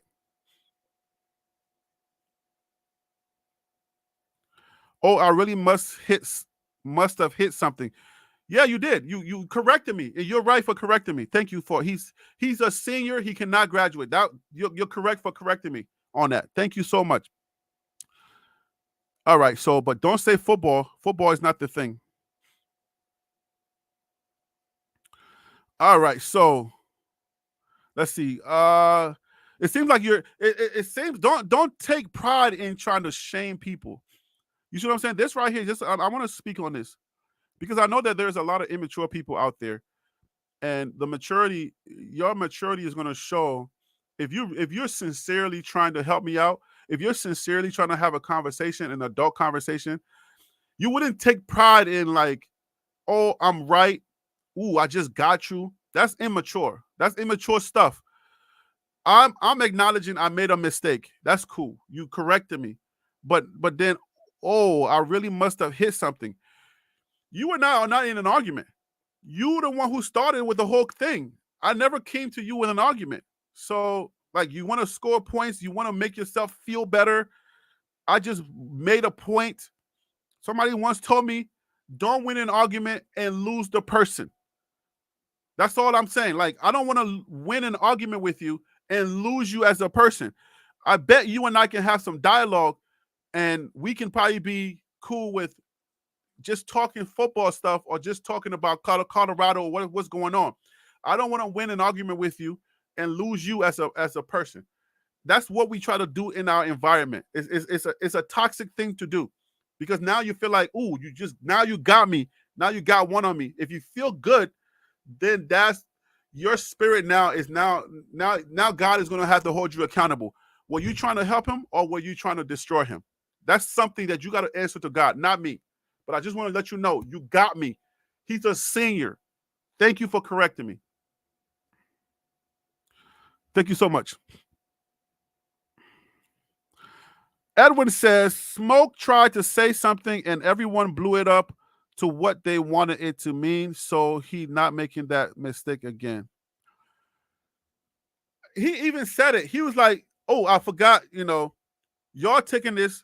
Y'all are taking this out of context, or you're making this out of to be bigger than it really was." He said that, and but he understands that that's the job of the media.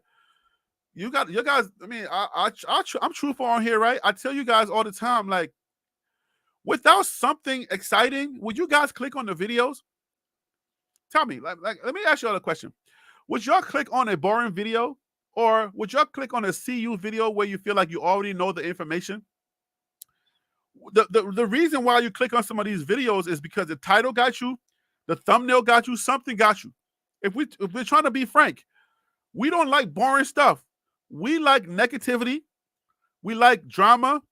The things that drive us are the things that we are more interested as people, as human beings. So the media's job to stay relevant, to get views, to get clicks, is to feed you what you're asking for. I'm gonna let that simmer.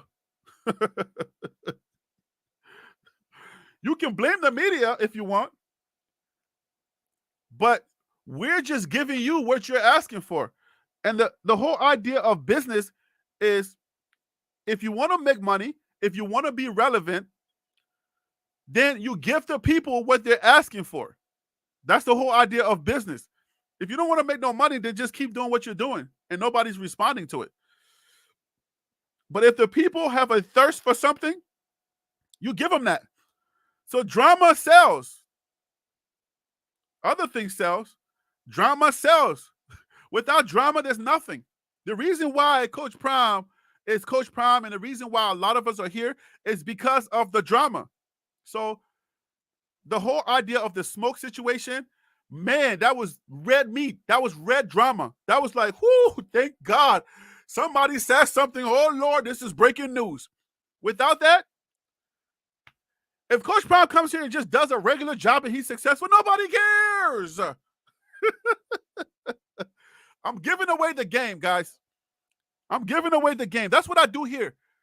I do that here for a reason. Because I want you to know that this is open spirit. I'm an open spirit. I give it away. So you know that I'm not trying to trick you or do anything to be weird. It's just the game.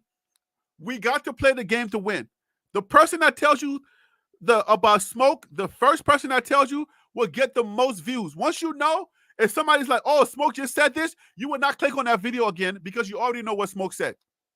Now you can go talk about Smoke in your circles, wherever you talk about Smoke. Oh, I just heard this about Smoke. You get information so you can go talk about it. Oh, Lord, somebody else came after P. Diddy. Oh, Lord, somebody came after Jamie Foxx. Oh, Lord, somebody's coming after all the black celebrities. All the black men are being targeted. Like, all of those things are juicy.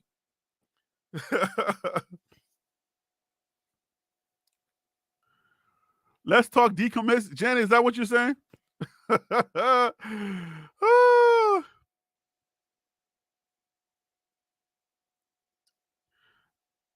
Wait.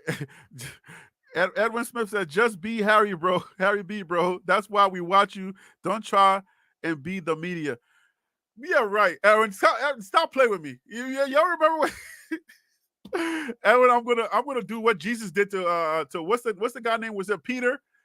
Where Peter, what Jesus was like, he was telling Peter, he was like, yo, Peter, I gotta go back over there and I'm gonna die. All right. And I'm not gonna be with you, but I'm gonna rise in 3 days. Okay. And I think it was Peter or Paul, one of those people, Peter or something. He was like, well, it can't be. No way. You can't die. What? Let's get him. Jesus was like, get thee behind me, devil. Get thee behind me. Okay? That's not how this works. You are blocking my shine. My mission here is to make sure that I die so that you can be good. All right? So, in that sense, Edwin, what I'm saying is, I'm not calling you the devil, so please forgive me.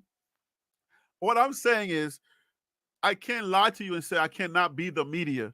If I wasn't the media and I didn't practice the same principles, I would not have views. I would not get paid from YouTube, because even though you may be honorable, there's more people that are not as honorable as you who are willing to just watch me, which I've been praying for. Like, God, can I just get a big audience that I can just share my perspective on this thing without me having to trick them, without me having to do thumbnails in a certain way? It's not so. When I do those videos, my most informative videos and the videos that I enjoy making the most, they don't get that many views, and I don't get paid for them. It's the salacious stuff. It's the breaking news stuff. It's the stuff that just strikes some type of emotional chord that gets me paid. So, Edwin, as much respect as I have for what you're saying, I have to be the media. All right. But I want to be an honest media. I want to be the guy that kind of tells you the secrets of the media so you can trust me, so that when I share stuff with you, then you'll be like, yo, Harry B, he's telling the truth. I want you to trust me. Okay. I have a good spirit, and I'm a man of God. So what I say here, I'm being held accountable for certain things that I do and say. So hopefully that's the part of me that can connect with you, so that I don't have to hide the fact that I have to be the media. But I gotta play the game. Just like I'm begging Coach Prime to play the game. Coach Prime, I understand you got your old school values, but I'm begging you for the love of CU and the fan base. Take the NIL money, Coach. Take the money. Okay? Buy the players. I don't care what you got to do. Give them the money.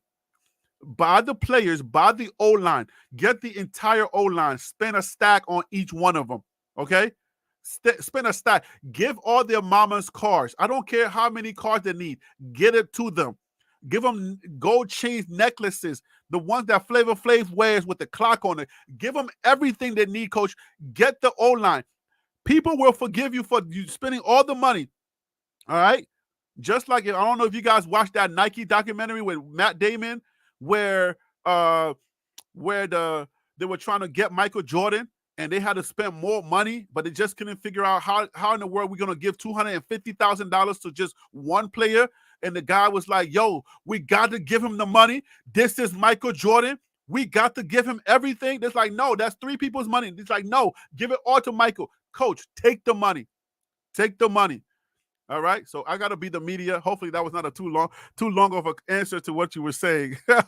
Edwin, I respect you, man. Thank you so much. Go easy, Peter. I know. I wasn't trying to call you the devil. Please forgive me. Oh Lord. Get deep behind me, Edwin.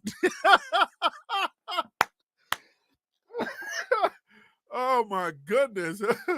Get deep behind me. Marvin Ham has hit the portal. Kendra Felder. What the? Kendra Felder. I said Kendra. Kendra Felder with the information. Marvin Ham has hit the portal. Woohoo! Whoa. Where you getting that information from? Help me out. Must be the money. Must be the money. The same guy that made that song. He's saying it's not about the money. What? Contradictory. Must be the money. Da, da, da, da, da. Must be the money. Hey. Come on, guys. Rock with me. Hey, must be the money. Oh, my goodness. Marvin Ham has hit the portal. What did Marvin Ham do? Oh, guys, you're going to make me research. What did Marvin Ham do? And was he an important player, or are we just talking about? Oh, I just came out here. Now I see myself on the internet. Hey,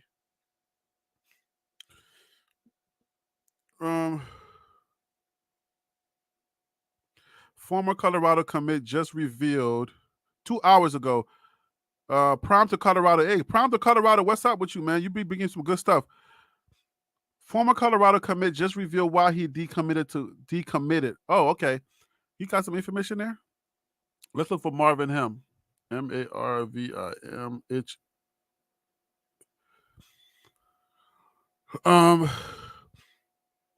Oh, on three, just KMS said he sucked. Oh, come on, guys. Oh, on three is reporting that Marvin Ham, the second. I guess I'm gonna have to make a video when I leave here for those people who are not getting there. Marvinhim. Wait, what is the name? Oh, HAM. My bad. HAM. The second. Oh, okay. Wow. Oh, okay. Marvin Him. Marvin Him is a linebacker. Oh, wow. 3.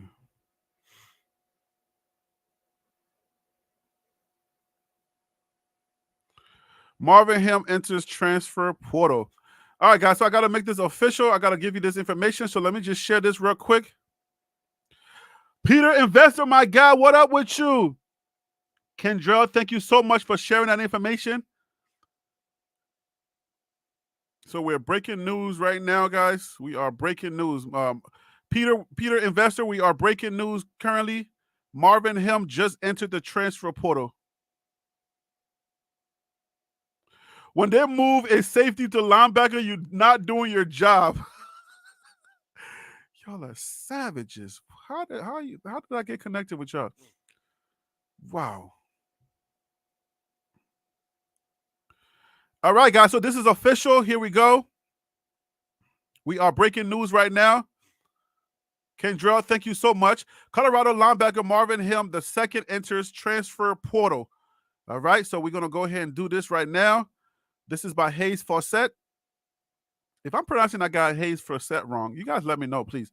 Colorado linebacker Marvin Him, the second, has entered the transfer portal. He told On3 Tuesday morning. The 6'1", 230-pound linebacker will have 3 years of eligibility remaining. Transfer portal background information. Oh, no, we don't need to read all of that. Okay. Yeah, I've already done a whole video about the transfer portal and what the rules are, contact rules, and all of that stuff, you know. All right. We already know that Shador has a fractured back. If you missed that news, then you finally get it here. Okay, so Marvin, okay, so now we got a transfer portal person in the we got another player in the transfer portal. All right, so he was he a starter, guys? Do you guys remember? Was he starting and then he got demoted like Sean Lewis? Oh Lord. I'm picking at Sean Lewis. Okay, so Marvin Him is he's hit the transfer portal. I'm sure the creators out there are doing videos right now about Marvin Him hitting the transfer portal, and this is what we would have to do because everything is breaking news in Coach Prime's universe. So we would make a video and we would say, "Hey, Marvin Him just hit the transfer portal. You guys will watch." That's how it would go. So I'm live right now, and we're reporting live information. This is coming from one of the current people that are watching. Kendrell Felder gave me this information. Thank you so much. I appreciate you for giving us that information that we have somebody who has hit the transfer portal, and that is Marvin Him the second. He has hit the transfer portal. Purple Orca, what up with you? Gail Hamilton, what up with you? Let me read what you're saying here. Understand one thing. I'm sure everyone's eyes and ears that watched and understood. At the end of the day, it's just a game. But CP, his staff, and the team used what they had. Yes, and that was understood because you had the spring game, then the mass exodus, 52 players out of here, and you're like, what do we do now? So now you got to coach whoever you got left and just do the best you can. So, yes, thank you for that, Gail Hamilton. All right, so at 1:52 p.m., Kendrell Felder gave us this information that Marvin Him the second has hit the transfer portal. That is breaking news while we are live. Thank you so much. And Purple Orca said he's going to Michigan. Say word. Say word. He better not beast out over there. oh, oh boy. He better not beast out over there. All right, so Purple Orca, is that you're saying Marvin Helm is going to Michigan? Because Michigan is a good team, right? The Michigan? Like the Michigan that's like what is their rank currently?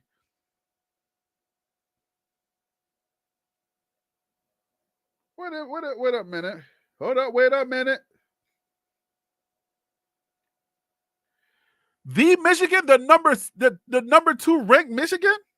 Stop playing with me. Hold up. I mean, that doesn't mean he's gonna play. Let's just make sure that this is Michigan right here, number 2 ranked from Georgia. All right, ranked number 2 on the AP Top 24 poll. Michigan. He's going to Michigan. Okay.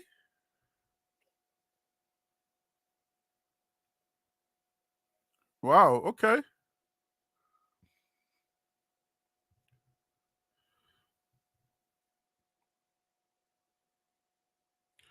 Oh, you meant to say Central. My bad. Michigan Central. Oh, okay. We're cleaning that up.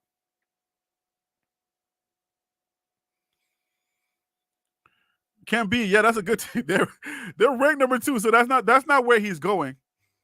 Because Purple Orca says, I meant to say Michigan Central. My bad. Okay. Your bad is taken. Thank you. Central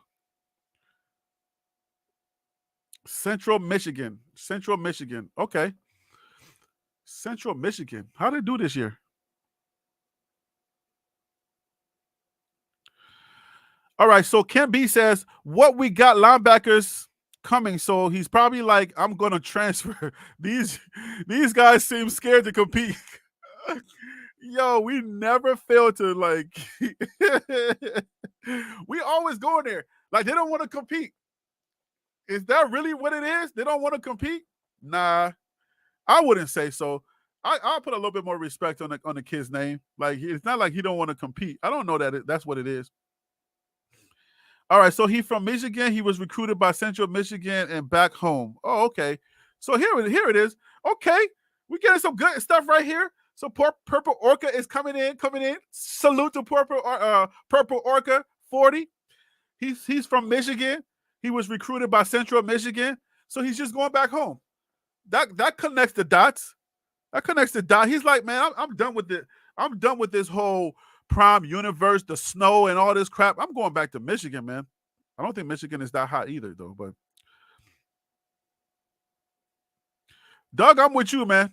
I'm with Doug right here. Okay. I only worry about the D line and the O line. Typically, they are developed, not found in Porto. So what you trying to say, Doug? We need to take a few fat kids and teach them how to block. What are you trying to say, Doug? We need 5 years? We trying to win now. What says you, Doug? So, Doug, what do you prescribe? How do we win now? If the D line and the O line are developed, how do we win now? We gotta keep what we have, and we gotta cut the rhetoric of getting rid of them.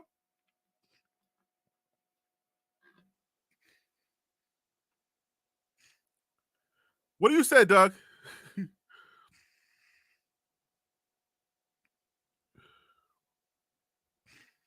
Karen says, may Mr. Hem find a place where he can develop and shine. Oh, we got a soft one in the building. Everybody else is like, bro, we got new linebackers coming, bro. Get out of here. Holla. We got it. Are you Christian, Karen? Karen, are you Christian, Muslim, or are you a woman of faith? Because it's usually like big mamas or people of faith that are like, they'll find that good silver lining. Mister, I hope you find a good place to land, young man. Yardman is back with another one. Okay, bop. That's just another excuse for CP about using what he had. This team was better than the results reflected, but the coaching was very poor from all angles. Let's stop making excuses for Coach Prime. Yadman, Yadman, Yadman, the brittle pad, the sandpaper, the bring him back to reality guy. Yadman,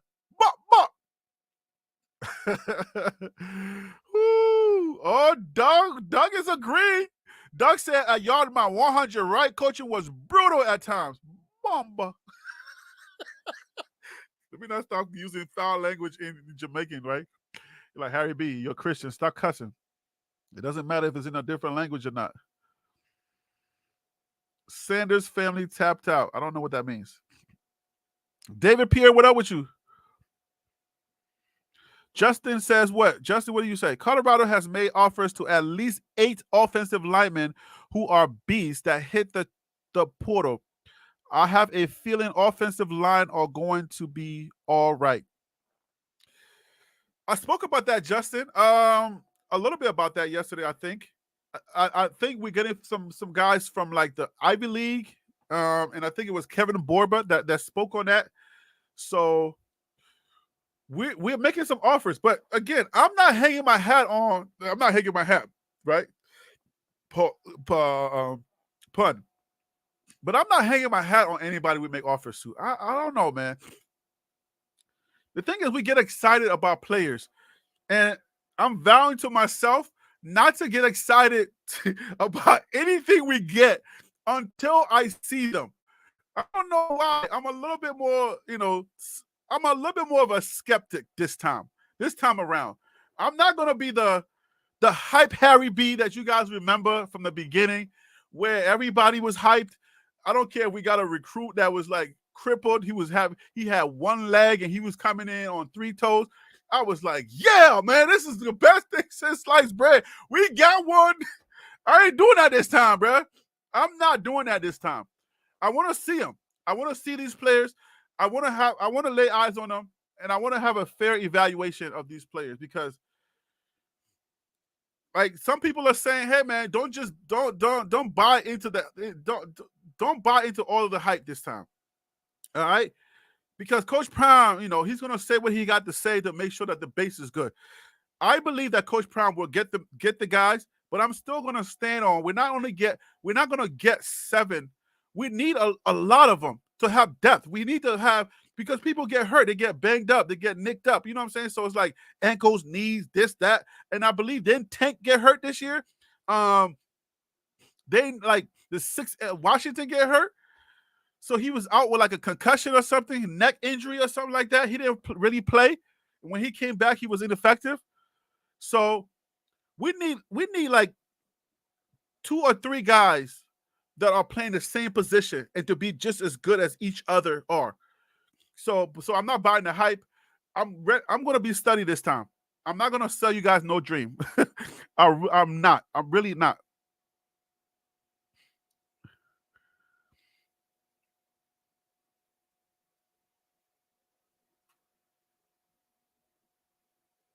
Agreed. Doug agreed. 2 tapped out. Not seem like great teammate. Hunter was banged up more than any.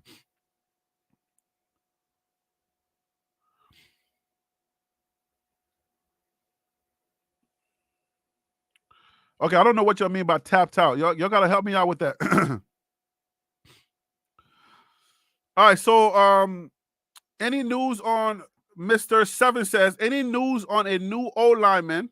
That's what they really need. Everybody else is pointless. No, they're not pointless. I'm telling you, they're not pointless. Remember, was it Jimmy Horn? Jimmy Horn needed a hug to start catching again. Something happened in his mental, and he was like missing balls, or he was down on himself, and Coach Prime had to give him a hug. You need another guy that doesn't need a hug, okay? I need a cold monster. We need a few cold monster. We need more. Oh, I would say this. Javon Antonio. We need 2 more Javon Antonios. 6'5". He catch the ball. You're not bringing them down without you and your auntie. Like, we need a couple of them. I want more Javon Antonios. He was like the one guy that I felt like if he caught the ball and he stayed on his feet, like he was a sure thing. He made a few drops, yes, but I want a few more Javon Antonios, like for sure, man. But yeah, you need depth, man. If there's one thing that we learned this season, guys, is that you need to have multiple people at the same position. When Travis Hunter went down, I feel like all of those games that we lost, we could have won at least one or two of them while Travis was out. We lost too many games with Travis was out. When he came back, immediate impact. Imagine if Travis Hunter is in those games. We have a chance to pull out one or two because his presence makes a difference. When you have a beast like a Travis Hunter, their presence always makes a difference. So anyway, players make a difference. Ooh, Karen says, yes, I'm a lover of Jesus Christ. You responded. Thank you. All right. Glad to know that we have a sister in Christ here. Prom use safeties as linebackers. Yo, y'all don't want to give Coach Prom any credit for being a coach, for being a good coach. Or let me not say y'all, but some folks don't want to give Coach Prom any credit for being a good coach. But listen, if you're a scrappy coach, if you know what you need and you're like, okay, at least he can run. Let me just show him the leg works of a DB. Let me just show you what to do. Just go back to two times, lock your arms like this, okay? And when you're going, and when a guy comes to you, you wanna tap him like. If you're not a good coach, how do you know how to move people around? You're a good coach, okay? Maybe you're learning, but you know what you need. Like, you know how to move your dogs around. You see a dog over there, you're like, hey man, I need you over here. Okay, you're gonna put number 95 Bishop Thomas. You're gonna put him on that offensive line. You're like, I know you're a beast. Go block, please. So that's important.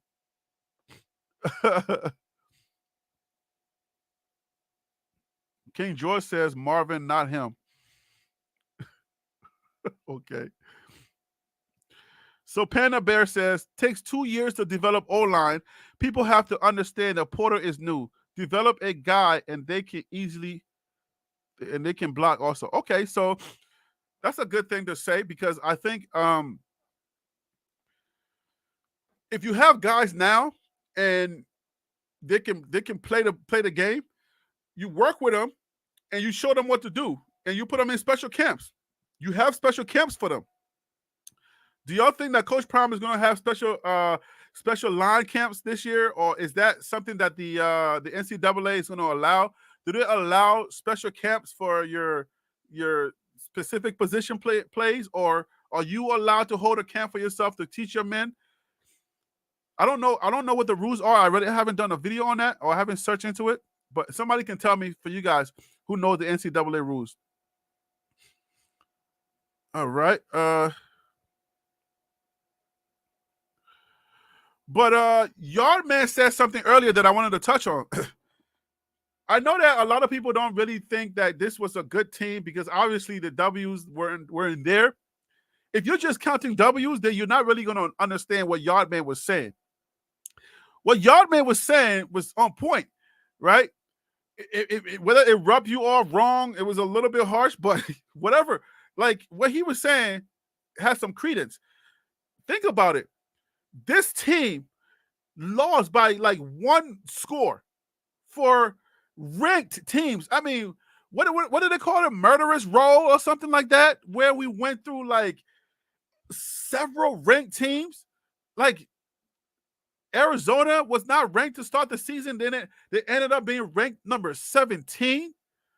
We lost by 3 points to them. I mean, going through a murderous row and not really taking a beating. And you guys know that daggone Washington State game was a fluke, right? That was not Colorado football. So if anybody believes, if you're out there and you really believe that was the Colorado team that was on that field, something was going on. Like, I'm going to call Fasashi back so he can tell us why those guys were impaired. Okay? That was an impaired. The whole team was impaired.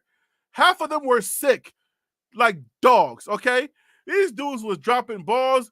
They were doing all kinds of silly stuff. I was like, I didn't even recognize the team that played Washington State.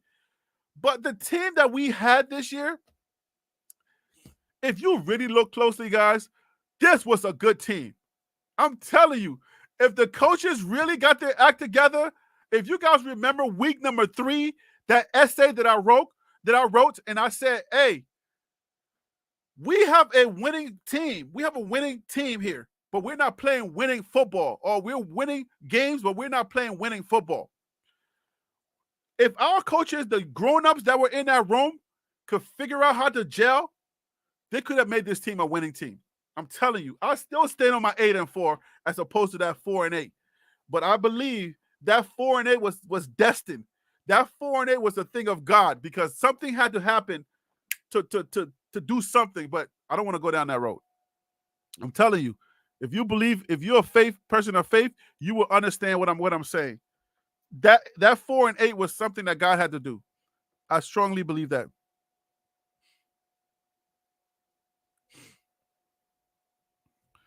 All right, let me catch up with KMS as Harry Chella.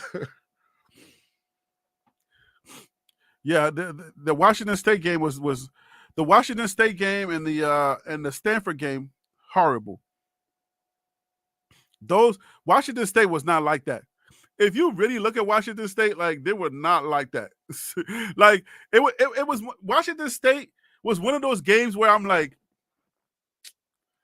these dudes ain't like that. Are you serious? Like, what are we doing? We were dropping the ball. I mean, just half of their score. They won by 50-something. Was Washington State and Oregon? Was Washington State a UCLA? No way. No way. And then the next game, we go to Utah. We go to Utah and with our backup quarterback. And what we did to them. Those are the same teams? Come on now. Don't believe the hype. Do not believe the hype. David Pierre says Stubb is superior to Deion's kid. You mean Shador? I don't believe that. I do not believe that. I mean, why do you think so? After one game, that's enough. That's enough for you? One game is enough for you to make that statement? Or you just don't like Deion's kid because you called him Deion's kid. So one game was enough for you to make that statement? Like, can you really have a true conversation about that? Or you like, is it trollish? Is it trollish in nature? All right, guys, I need one person to come onto the show so I can we can have a dialogue. This is the period where, because you guys, if I'm just here talking, it doesn't make a good show. So I need somebody to come on here and have a dialogue with me. Please call in. All right. Email me hottipsfortlpsports@gmail.com. hottipsfortlpsports@gmail.com. Please, somebody email me. Let me have somebody come on to the show. It makes the show more interesting when we have somebody else on the screen. It gives other people incentives to come and watch and listen to what we're saying, okay? Just my face on here is cool, but somebody else coming on here makes for a good show. I maybe later on, I'm going to start inviting guests prior to the show and set it up and everything that can come on. But for now, this show is for the fans. This is an opportunity to get us to talk, to dialogue, to get some stuff off of our chest, whether we're coming on to say it live or we're typing it in the comments. I'm just giving us an opportunity daily to get some things off of our chest. Tomorrow, we're probably going to come up with a topic, or we're going to go free for all. But I'm going to have to change the nature of the show from daily to maybe one every other day or something like that. I'm going to have to shorten it because I got to get out some videos. But that is that. So somebody please email me. All right. hottipsfortlpsports@gmail.com. If you have something certain pertinent to say, something important that you want to add to the team, something important that you want to say to the fans, email me hottipsfortlpsports@gmail.com. Just a troll in, Harry. Oh, David is going in. David is going in. This person has information. Should David Pierre is bored.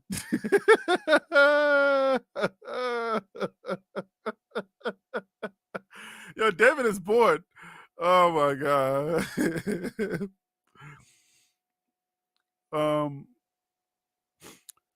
Purple Orca says, I want to see Dion without his son and Shador without Dion. They've been together since he was in high school. I think I want to see that too. I'm interested in seeing how is Coach Prime without Shador. I mean, we saw a glimpse of it the last game of the season. It's not as if he can't coach or he can't do anything without his son, but yeah, we saw him without Shador. So we want to see more of that. I really like. For me, I would like to see a Coach Prime in his prime. Okay, I want to see Coach Prime in his coaching prime, like when he figures it all out, when he's really like on point, like Coach Prime being like one of those coaches that he's bowing down to all the time. If he's one of those coaches, like he's put in years, and like I'm really interested in seeing a Coach Prime in his prime. You know, when he's really like there now. I think he's gonna be dangerous. I'm telling you, the dude is gonna be straight cold-blooded. And I think that's what people are afraid of happening. It's easier for you to just get him up out of here early, because if you let somebody like a Deion Sanders really get going, I don't think he's going to let anybody else win. Because you can't have the swagger and the coaching acromens as well. If you give him all of that, it's like unfair territory for everybody else. It's like how we say everybody else. How did God give this person so much talent, right? They can sing, rap, tap dance. They can do all of this thing. You could have just given them two and give me one. I'm over here struggling trying to get a daggone YouTube channel going. Failed filmmaker trying to get my film career off the ground. They can write, they can direct, they can produce, they can do all of that. Really, God? Lord, thank you. Man, some people get so much talent that it's like it's you just look at God sometimes in your quiet time like, really, Lord? You had to give him all of that talent? Favorite and fair. Carrie said favorite and fair. Hey, David Pierre, man, if you don't calm down in the comments, man, I'm gonna have to block you, bro. Like, you gotta stop with the sick stuff. All right, brethren, like, just stop with the sick stuff. Like, if you are a sick human being, I'm gonna have to block you. All right. Justin is coming back in. Justin says, I didn't agree with a lot of Coach Prime's decision last season, but the guys this year in the portal aren't your usual suspects. You'll see what I'm talking about. I believe Prime will get them. Okay, what does that mean? That's Justin. You're hitting onto something here, but what does that mean? Like, where are you going with this? What do you mean, like, they're not your usual suspects? So, like, last year's portal was not the same as this year's portal. So you're thinking that there's more people in the portal now, and are you on the thinking that these guys are like, they know what Prime is about, they know about the cameras, they know about everything, the negative, the positive, everything in between, and now if they decide to come here, we about to get some dogs? Because I like that train of thought. I like that. Is that what you're thinking, brethren? Let me know, man. Let me know. CT Glenn, Chris Glenn, what up with you, homie? What up with you? Yeah, man, we've tackled a lot of things, man. We've cried together, hugged each other. We're all we're here, man. I've even made hey, Chris, you let me know. One of my Christian brothers, Chris, CT Glenn right here. One of my CBs from college. Chris, let me know that story about when Jesus was telling was it Peter that he was talking to when he said, I'm gonna go to what's the name and die, but I'm gonna rise in 3 days. Was it Peter? Which disciple was he talking? And then Peter was like, Jesus, there's no way you're gonna die. No way. And Jesus was like, get thee behind me, devil. You ain't gonna block my shine. Chris, tell me who that was. Which disciple was that? It was Peter. Oh, thank you, Karen. I forgot you was a Christian sister. Come on now. I should have asked you. What am I doing? You was a CS, my Christian sister. It was Peter. Okay, so it was Peter. Yo, Chris, I hope you're having a blessed day, man. I hope everybody's having a blessed day. So far we've talked about a lot of things. Oklahoma may not have any dogs, but they have plenty hogs, aka corn-fed. Okay, let's put this up. Sonya Trotter's coming in. Oklahoma may not have any dogs, but they have plenty hogs. Qualify that for me. Is it qualify or quantify that? Qualify that for me. I appreciate you showing some support, my guy. AKA corn-fed 300 plus pounds boys that would be great on CU's O-line. Their mamas and daddies need to call Coach Prime. I'm just saying. Oh, you mean like kids from Oklahoma? Oh, hogs are everywhere, man. The only thing is, you know what I think? I think what a lot of people are saying are correct. I think people are saying we need Tom, but Tom is against Prime. Put that on the shirt. Somebody, put that on the shirt and give me 5%. Tom is against Prime because Prime needs to win right now. So Prime needs hogs and dogs right now to win because he was coming in real hot. You know what I'm saying? Like when I'm on the road and I'm driving and I see somebody like behind me coming on the side and they just like busting through the lanes. I'm like, yo, you coming in way too hot, homie. Let me go ahead and pull over here because I don't want none of your problems, okay? I need to live just a little longer. You coming in way too hot. I feel like Prime came in way too hot. Prime came in and prognosticated some things, and we was like, yeah. The only thing about that is it's all predicated upon winning. So we bought into it. The hype is predicated upon winning. So if you lose the win, you lose the hype. If you lose the hype, then we deal with trolls. The trolls have had the mic for way too long. We gave the mic up like how long ago? After the third game, we gave up the mic. And then we won one, and that was it. And then we won like this. We beat the Sun Devils. And then the trolls got the mic, and they still got the mic right now. It's like the South taking hip-hop from New York. We all know that New York is the hottest. New York is the hottest place. New York is the best city in the world. But the South, where I went to school with Lil Jon and the East Side Boys and all of these other people, they've had hip-hop forever. Give it back, okay? We tried the Southern slur, but it didn't work, okay? Okay, my boy. No, I'm just trolling, okay? The Southern swag is cool, but it's not global. It's only cool for a short period of time. So give it back. If any of my Southern people come for me, y'all will be justified. Harry B, you're talking crazy right now. But yeah, man. Oh my goodness. Listen. Coach Prime ain't got no time. Coach Prime does not have time to develop kids. That is the feeling right now that's going on, okay? Coach Prime does not really have time to develop these young men. So he's going to have to get some players that are ready to go. And unfortunately, if you want to win right now, you got to get players that are ready to go. But the way that college is supposed to naturally flow is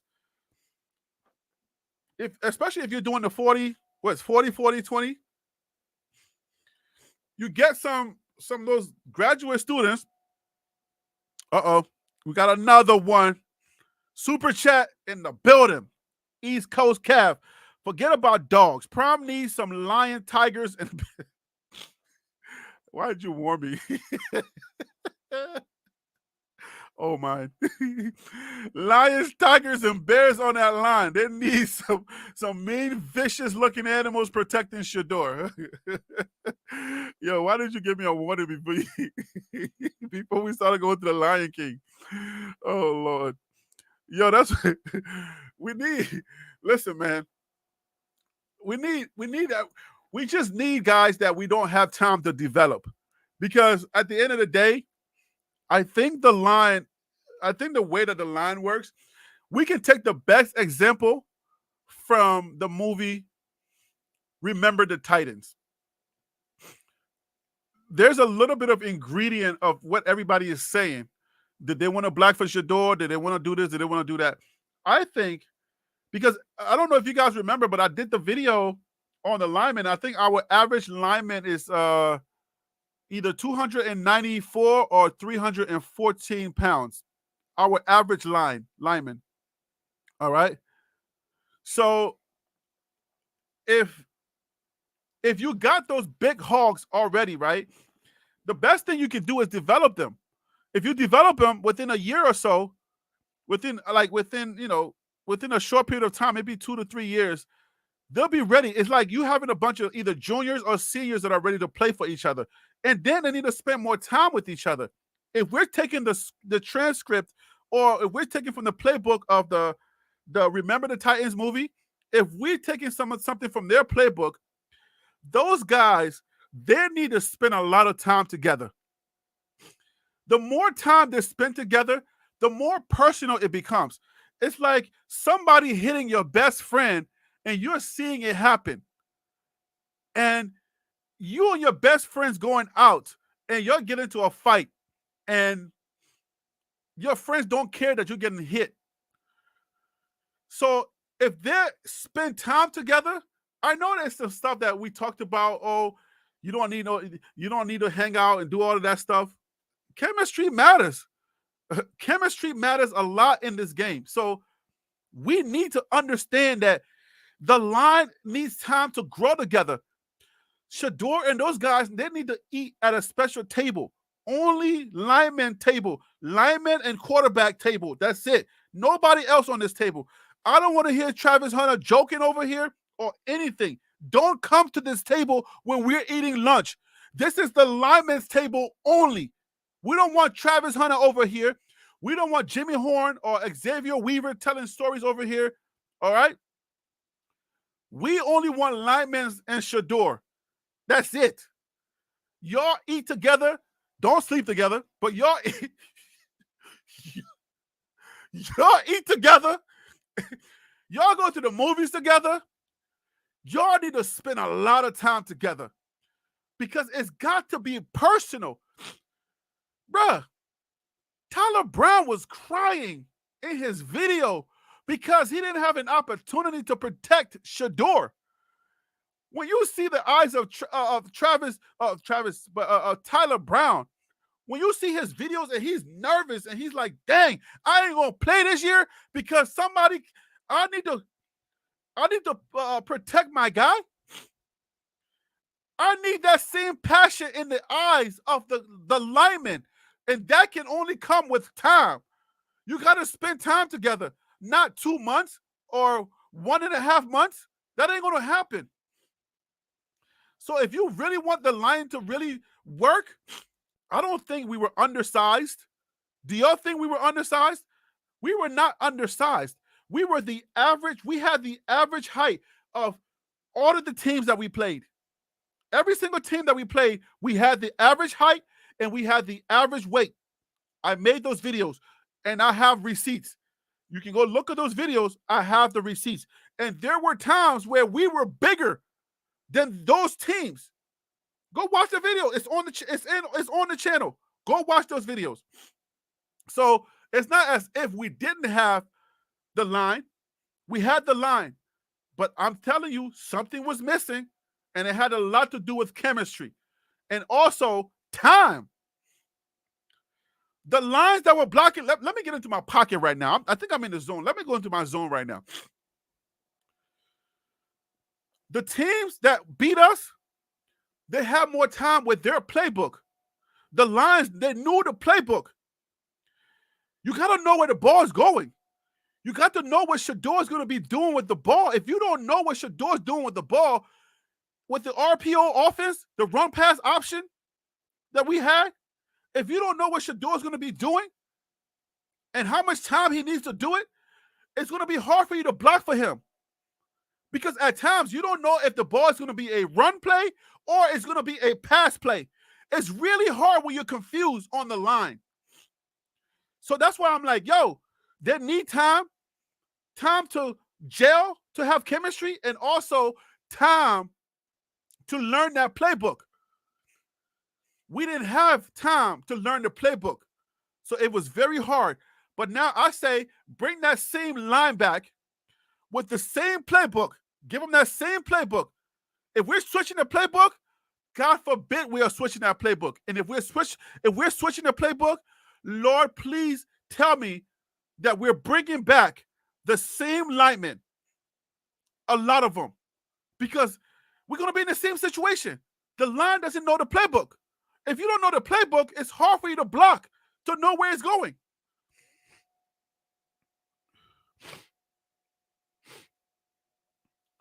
Yo, East Coast Cav, you going in today, man? Did you get a Christmas bonus? Yo, you spending your Christmas bonus on me? Thank you, man. I'm so grateful for you. Thank you so much. All right, so what you're saying right here? Ben said Shador should have took them linemen with him to Miami during his vacation. Spent some of the NIL cash on the dogs. I make them feel appreciated. Take them to dinner, bowling. I don't know. Yes, man. But I thought that's what was happening. Shador did not. Did they watch the Remember the Titans together? Did Coach Brown play that movie for them? Those linemen should have. I think they did some, because I think I remember maybe a video or two, or somebody saying to a certain extent that Shador was spending time with the linemen. But I'm telling you, the time frame was too short. Shador comes over as Louis luggage. I want you to please understand this. Shador comes over as Louis luggage. The people that were in that room to hear the message of the Louis luggage were coming from a bad relationship of several coaches. So they're coming over, all right? They're coming over, and here's our Louis luggage. He's here. This is our Louis quarterback. You just told our quarterback that we went through a whole season of heartache with, that he ain't worth nothing. You told him jump into the transfer portal, that you're bringing your own quarterback, and I got to protect him. Now, the relationship that they had with that quarterback that left, they don't have with Shador. So they got to cultivate that. So, East Coast Cav, for the love of your line, the people that are going to protect you, I don't know. I cannot tell you whether Shador spent time with those people. I can't say. But what I will say is that, yes, Kev is right. You got to take him out. I can't vouch for spending your money on him, but what on that, I'm going to say, what is it worth to you? What is it worth to you? I'm finding out what your sister's name is. If you have an autistic brother, I'm going to get him a football that autistic kids play with. I'm finding out everything about your mother, your auntie, your crazy cousin. If somebody in jail, I'm putting money on his books. I will take care of your family. Like I want to make sure that you know that I'm here, and forget about what my dad said. Okay, that's my dad. He's gonna do him. He's a LeVar Ball. Okay, forget about him. He's doing his job, but that's my guy. I love him. He's my dad. But forget about him. When I get in a corner with you, I'm going to say, forget about what he said. I ain't no Louis. I'm just another football player. Okay? I'm here with you, and I want to win games with you. So I don't want you to look at me crazy like I'm so different. I'm so much better than you. I'm not that guy. I'm not. That's a selling point. That was a sales thing to get the base going. So let's put that away. Let's get down to business. What do you need? How can I help you? When you do that and your linemen feel like they're part of you, Kev, I agree. Y'all can start gelling. Y'all will be so close. And y'all need to get so close that they take blocking for you personal. I don't know how many of you guys watch the games live with me where I'm screaming, take it personal. That stuff has to be personal. This is not about being lazy. 308 pounds on the other end is the same thing. How much do you want it? Those kids can lift weights. How bad do they want it? That's what I wanted to know. How bad did they really want it? So when you were actually watching these kids, it seems as if something was missing that had nothing to do with anybody else. It was like something's missing. Do you love Shador? Do you know him? Do you know his heart? How much time did you spend together? I feel like something wasn't connecting. When he got hurt, did that hurt them? When Shador got hurt, when he got injured, did that help them? Or did that hurt them? Because if your best friend is hurt, something inside of you like, damn, bro, my best friend just got hurt. And I'm like, you're in a car accident, you're driving or something happens. Like, man, I feel responsible. Because I feel like I let somebody in and he got hurt because of me. The way Tyler Brown would have took it. How many of those people on that line would have took it the same? I don't know.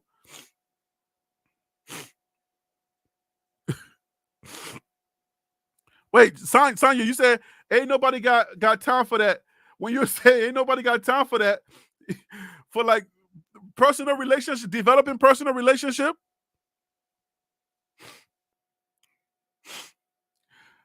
I think those kids had heart, Panda Bear. I think they have heart, but it's like there's having heart and there's wanting to have heart. You have heart, but you gotta want to use your heart. So when people say they didn't want to compete, I don't know that they don't want to compete. I don't know too many D1 athletes that don't want to compete. So there's one thing to have the heart, and then there's another to want to use your heart.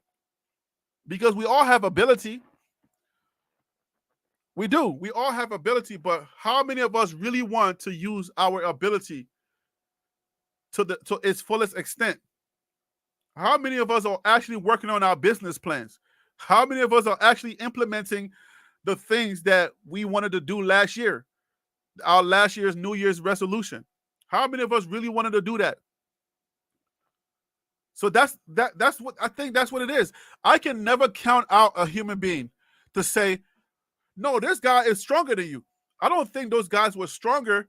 I don't think the other O-lines were stronger, because to do my research and to really stand on what I was believing in my heart, that we had a really good O-line. I think our O-line was really good. Okay. Okay, maybe not really good, but they were good. To stand on that, I had to actually watch some of the other teams and start doing one Mississippi, two Mississippi, and start to see, hey, what are they really doing different? Let me see. Let me see what everybody else is talking about. Maybe I'm missing something. Let me see what they're talking about. And when I started counting, and I count ours and I count theirs, I'm like, well, there's not really that much difference. They're not really doing anything spectacular. They're not. I'm looking at the O-lines and I'm like, these other O-lines are not doing anything spectacular. So what am I missing? I'm not missing anything. I think I'm missing something in the human factor. The human factor. And I think that's what a lot of people are talking about. It was an earlier question, like, did they really want to block for Shador? Did they really feel like they really wanted to do their job?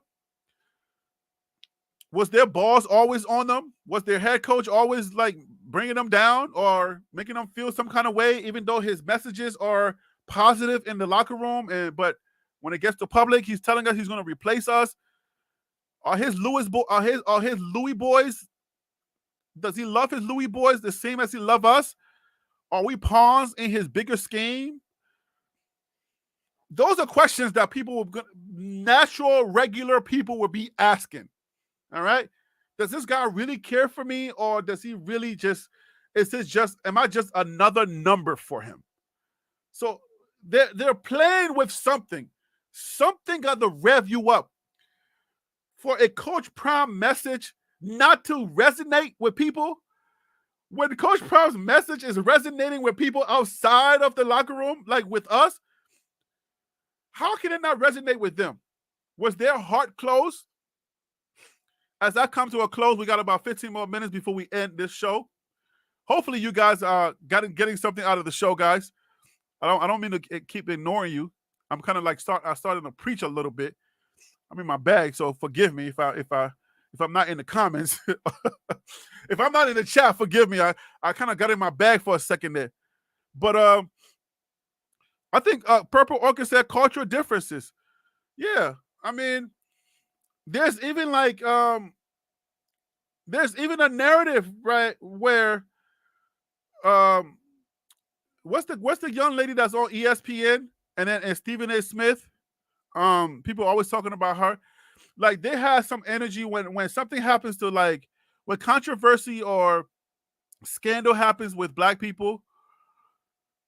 The way Stephen A. Smith talks to the black players, and the way this young woman talks to the black players, that energy that they have condemning the black players, it's a little different from when a white player, like right now, there's an NBA player on the Oklahoma City Thunder who allegedly has some situation with a minor. Now, people, there's a couple of channels that are talking about the fact that Stephen A. Smith and this young lady, the way that the energy that they have now, the way that they're talking about it is not the same. So that's a factor. I mean, we brought it up before, but that is a factor. It's a factor. Like, you can't ignore that. You cannot ignore that. So the way that we talk when we're at the barbecue where there's nobody else around and when it's just us, it's different from like when we have a corporate barbecue, when we have to start code switching. All right? Code switching is important. You can't talk the same way that you talk when you are amongst kin folks than when you are among people that are not part of your culture. You got to code switch. So is code switching a major factor that's causing Coach Prime's message not to resonate the same, not to hit the same, so that these young men can really buy in? Because it's hard for me to hear some of Coach Prime's message not really hitting the same with some of these young men. When you see Travis Hunter in the Oregon in the last game with Utah, he catches a pass on the sideline and he refused to go down. It felt like he was angry. It felt like he wanted more. It felt like something like he was just like, man, that energy is missing with everybody else. That energy is only with a handful of players on this team. So I'm like, the message is not resonating. But there's a breakup. There's a disconnect for a reason. Where's the disconnect? It was with the adults, with Sean Lewis, Coach Prime. No, they weren't gelling. Something was a disconnect. Because it's hard for some of us who are BWBs, Coach Prime loyalists, to really see Coach Prime's message falling on deaf ears. I'm telling you, it was a hard season for a lot of us. Malika Andrews, you guys are faithful. Yes, thank you so much. Malika Andrews, that's right. The energy that they have when they talk about black players that have scandal, man, when they come for us, man, they be coming with like blood in their eyes. They be coming with venom. When you be hearing like Stephen A. Smith, lock him up now. Put that Negro in jail. He should be nowhere near a basketball court. Lock that mother up. If he even thinks basketball, to even pick up a basketball, lock him up. Man, when he's done, you're like, yeah, He did all of those things, and then to come to find out, the young lady says, no, he didn't do all of those things. Those things were made up by the cops, by the DA. He didn't do all of those things. Whether it was true or not, the energy he had, it ain't the same energy with this other guy. I can't say anything. You're crazy. He's going to sue me. You got to wait until all the facts come out. What are you talking about? You're crazy. I can't say anything right now. You got to wait. Then why didn't you wait when it was the black guy? You said lock him up before anything comes out. Lock him up. But we treat each other differently, guys.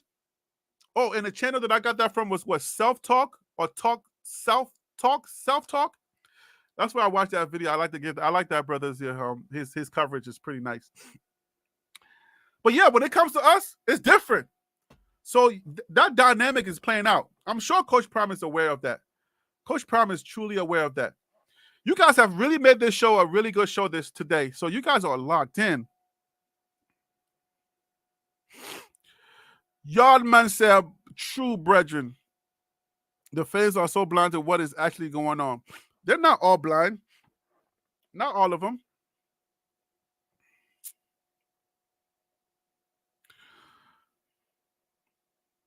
It's just they're different caliber players. Chris Glenn says. Different caliber players. In the general sense, there is. I mean, there are different caliber players, but I think it's confusing. If you want to win now, then you got to do what it takes to win now, and that's money. You can't be like, hey, yo, I need to win now, but I ain't trying to spend no money. I don't know. It doesn't even make sense to me as a businessman. You know that if any business that you get into, you understand that if you really want immediate success, if you want to see immediate results, you're going to have to spend money. Okay? If I'm doing a YouTube channel and I'm like, okay, I'm going to use what I got for now. I'm just going to use what I got, and then I'm going to build, and I'm going to build. I understand that takes time. But if I'm starting a YouTube channel and I'm like, yo, I want to come and I want to crush the competition, I'm coming and I'm cutting heads off, then I got to get a professional camera. I got to get professional background look. I ain't coming with no smudgy videos. I'm not coming with no smudged YouTube cell phone videos. I ain't coming with that. Even though these phones do a great job, my intro videos, the footage that you see from there, it comes from this, but I know how to use it. I'm a professional. But I understand that if I'm coming into a new space and I want to rock out, all right? If I'm in a new space and I want to rock out, then what I'm gonna do, I'm gonna have to really put in the time that it takes for me to rock out. I'm gonna have to like spend some money and buy some top equipment for me to rock out. East Coast is back. Let me answer him real quick. I appreciate the super chat. In my theory, Stephen A is one of the reasons them kids decommitted. They heard him saying, Prime should leave. Next thing you know, they're gone one by one. Ooh, dang, Kev, man. Yo, you making some dope points, bro. I can agree. I definitely see where that's coming from. That it matters. It matters because when you have such a big platform and then you go out there like that, I think it matters. So that's a really good point. That didn't come up before. That didn't come up in my head. Y'all made this show a good show today. Man, wow. I better come tomorrow. I better come ready because this is day number 2. All right. This is day number 2. I'm gonna try this show this whole week, but I know I can't keep up because I want to have to come up with topics every single day for you guys. So I'm really gonna need you guys to start calling in because I don't know if I can keep up. Oh, Panda Bear said he wanted to call in. Oh man, Panda Bear, hey man, put that. Look, I hear you. We're gonna have to do this tomorrow. You're gonna have to come on tomorrow's show if you can. All right, if you can. I read your email late. My bad. I read your email late. You're a good guest, man. We had a good conversation last time, but I only got 6 minutes for the show. But yeah, Kev, man, East Coast Kev. Wow, that's interesting. I'm so glad that you brought that up because it's not just Stephen A. Smith that said that. I think a couple of people tossed the idea around. A couple of big media people. Chris, you're using voice text. Oh man, that's why I said you guys are like being distracted. You're busy doing other things. So I think I definitely understand why certain things are not being grammatically correct or whatever. So I get it. Skip Bayless. That's what I wanted to say. Thank you, man. Yes, I was thinking about Skip on his show for his show. Skip said the same thing. So they may have fed into the narrative. They may have fed into the ideas that other kids had, but I still think that it's mostly coming from other coaches because I think these kids and their parents are more on the their parents are they understand talk shows and they understand how talk shows work. I ain't gonna lie to you. That's why I'm very careful what I say here too, because what I say, even though I'm just a YouTube channel, but you won't like you won't believe this. A lot of these people watch the YouTube channels, including my channel. Okay, like I've had a couple of people. I've tried to set up some things where people have said they saw my channel, and I've tried to set up meetings that haven't really gone the way that I really wanted to go, but they watch us. And when we say, "Oh, this is happening," or "That's happening," they're watching us, and they're saying, and they're making decisions on that. Some of the stuff that we say, like the O line is trash, and we like, "Oh my gosh, Shador." Unfortunately, some of the things that we say here, it plays into the decision because we are the everyday guys. We are the ones that are kind of like giving them the everyday information. You're not gonna get the information that we do on Well Off Media or Reach the People. You don't get that stuff from them. What we talk about, we go deeper into the conversation. So our channels, these people are watching our channels too, and when the dialogue and they come into our comment section, they come into the chat, and they see and they hear what we're saying too. So it's like we gotta be responsible. That's why I'm trying to be fair and balanced here. That's why you don't see me going all the way over here or all the way over there, being straight up conspiracy theorist. I do have my narratives and I do come up with my perspective, but I want my perspective to be responsible perspective. All right, guys? So that way people understand, like, when you're making a mature decision, you know that you're not going to just get red meat from Harry B. You're going to get responsible reporting or responsible conversation. It goes this way and it goes that way, but I'm always going to give you something to put it into a perspective, a contextual context, a contextual bubble that'll make you understand why I'm thinking what I'm thinking. I'm not just going to drop something and be like something frivolous, like, "Oh, these kids suck," without giving you my line of thinking, because the line of thinking helps those people to make their decisions. Because if you just drop in this suck, oh man, this suck. I can't be on that team where everybody sucks. So that's important. We may not do what you all say, but we hear the outside. So we are the outside, right? We're the outside noise. We are the outside noise. We are part of the outside noise. Yeah, people. This is good. People are more influential than they know, and they're also influenced than like things that people say. Yeah, you take like self like the show talk or whatever I forget the name of the show with the three guys and the lady. Even the new show now, It Is What It Is with Cameron and Mace. All of these shows, all of these opinions are the drivers of thought. These opinions are the drivers of things that we think about and the things that the decisions that we make. If if Cam is rocking something on the show, you might be like, yo, I want to rock that. It's like marketing, what marketing does, right? Things that we don't necessarily think about that are driving the way that we move every day are all a part of this. We're all part of this ecosystem. So whatever you invite into your area, that's what's gonna be influencing you. So that's why I say, man, we gotta do better when it comes to reporting. I gotta do better also.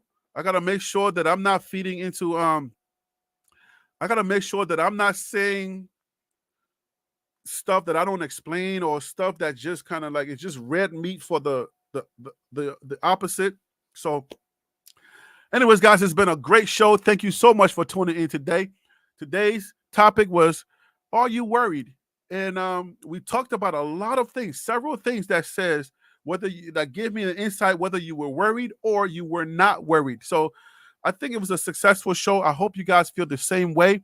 I'm always glad to lead the conversation.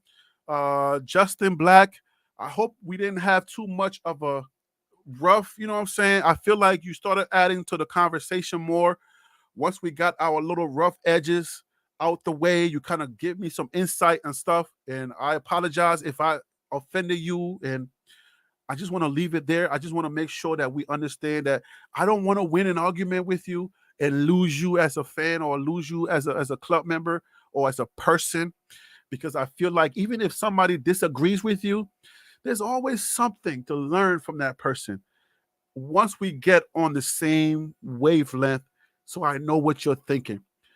So on that note, guys, when you comment, keep in mind that these kids are reading these comments. The young men, their moms, their uncles, their coaches, everybody's watching and being influenced by the thumbnails. It's all out there. What worries you can worry somebody else. If you put it out there, somebody else can get worried. It may not worry you, but it may worry somebody else who we need not to be worried. I'm going to repeat that, and then I'm going to close out.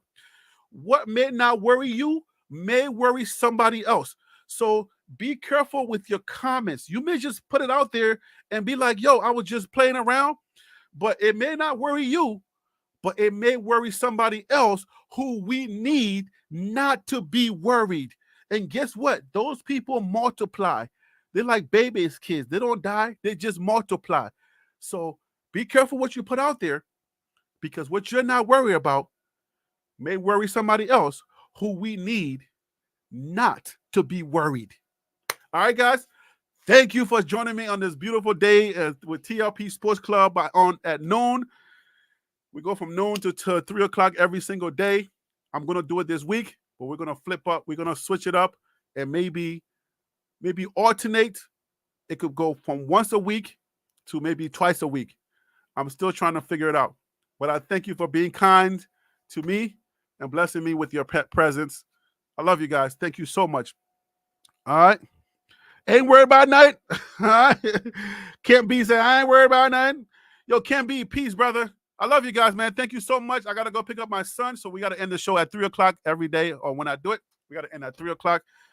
Thank you. God bless you. Thank you for watching. You know who I am. I'm Harry B. And that right there, my friends, was the Liberian Perspective. That's TLP Sports Club. Bless up, Yardman. Bless up.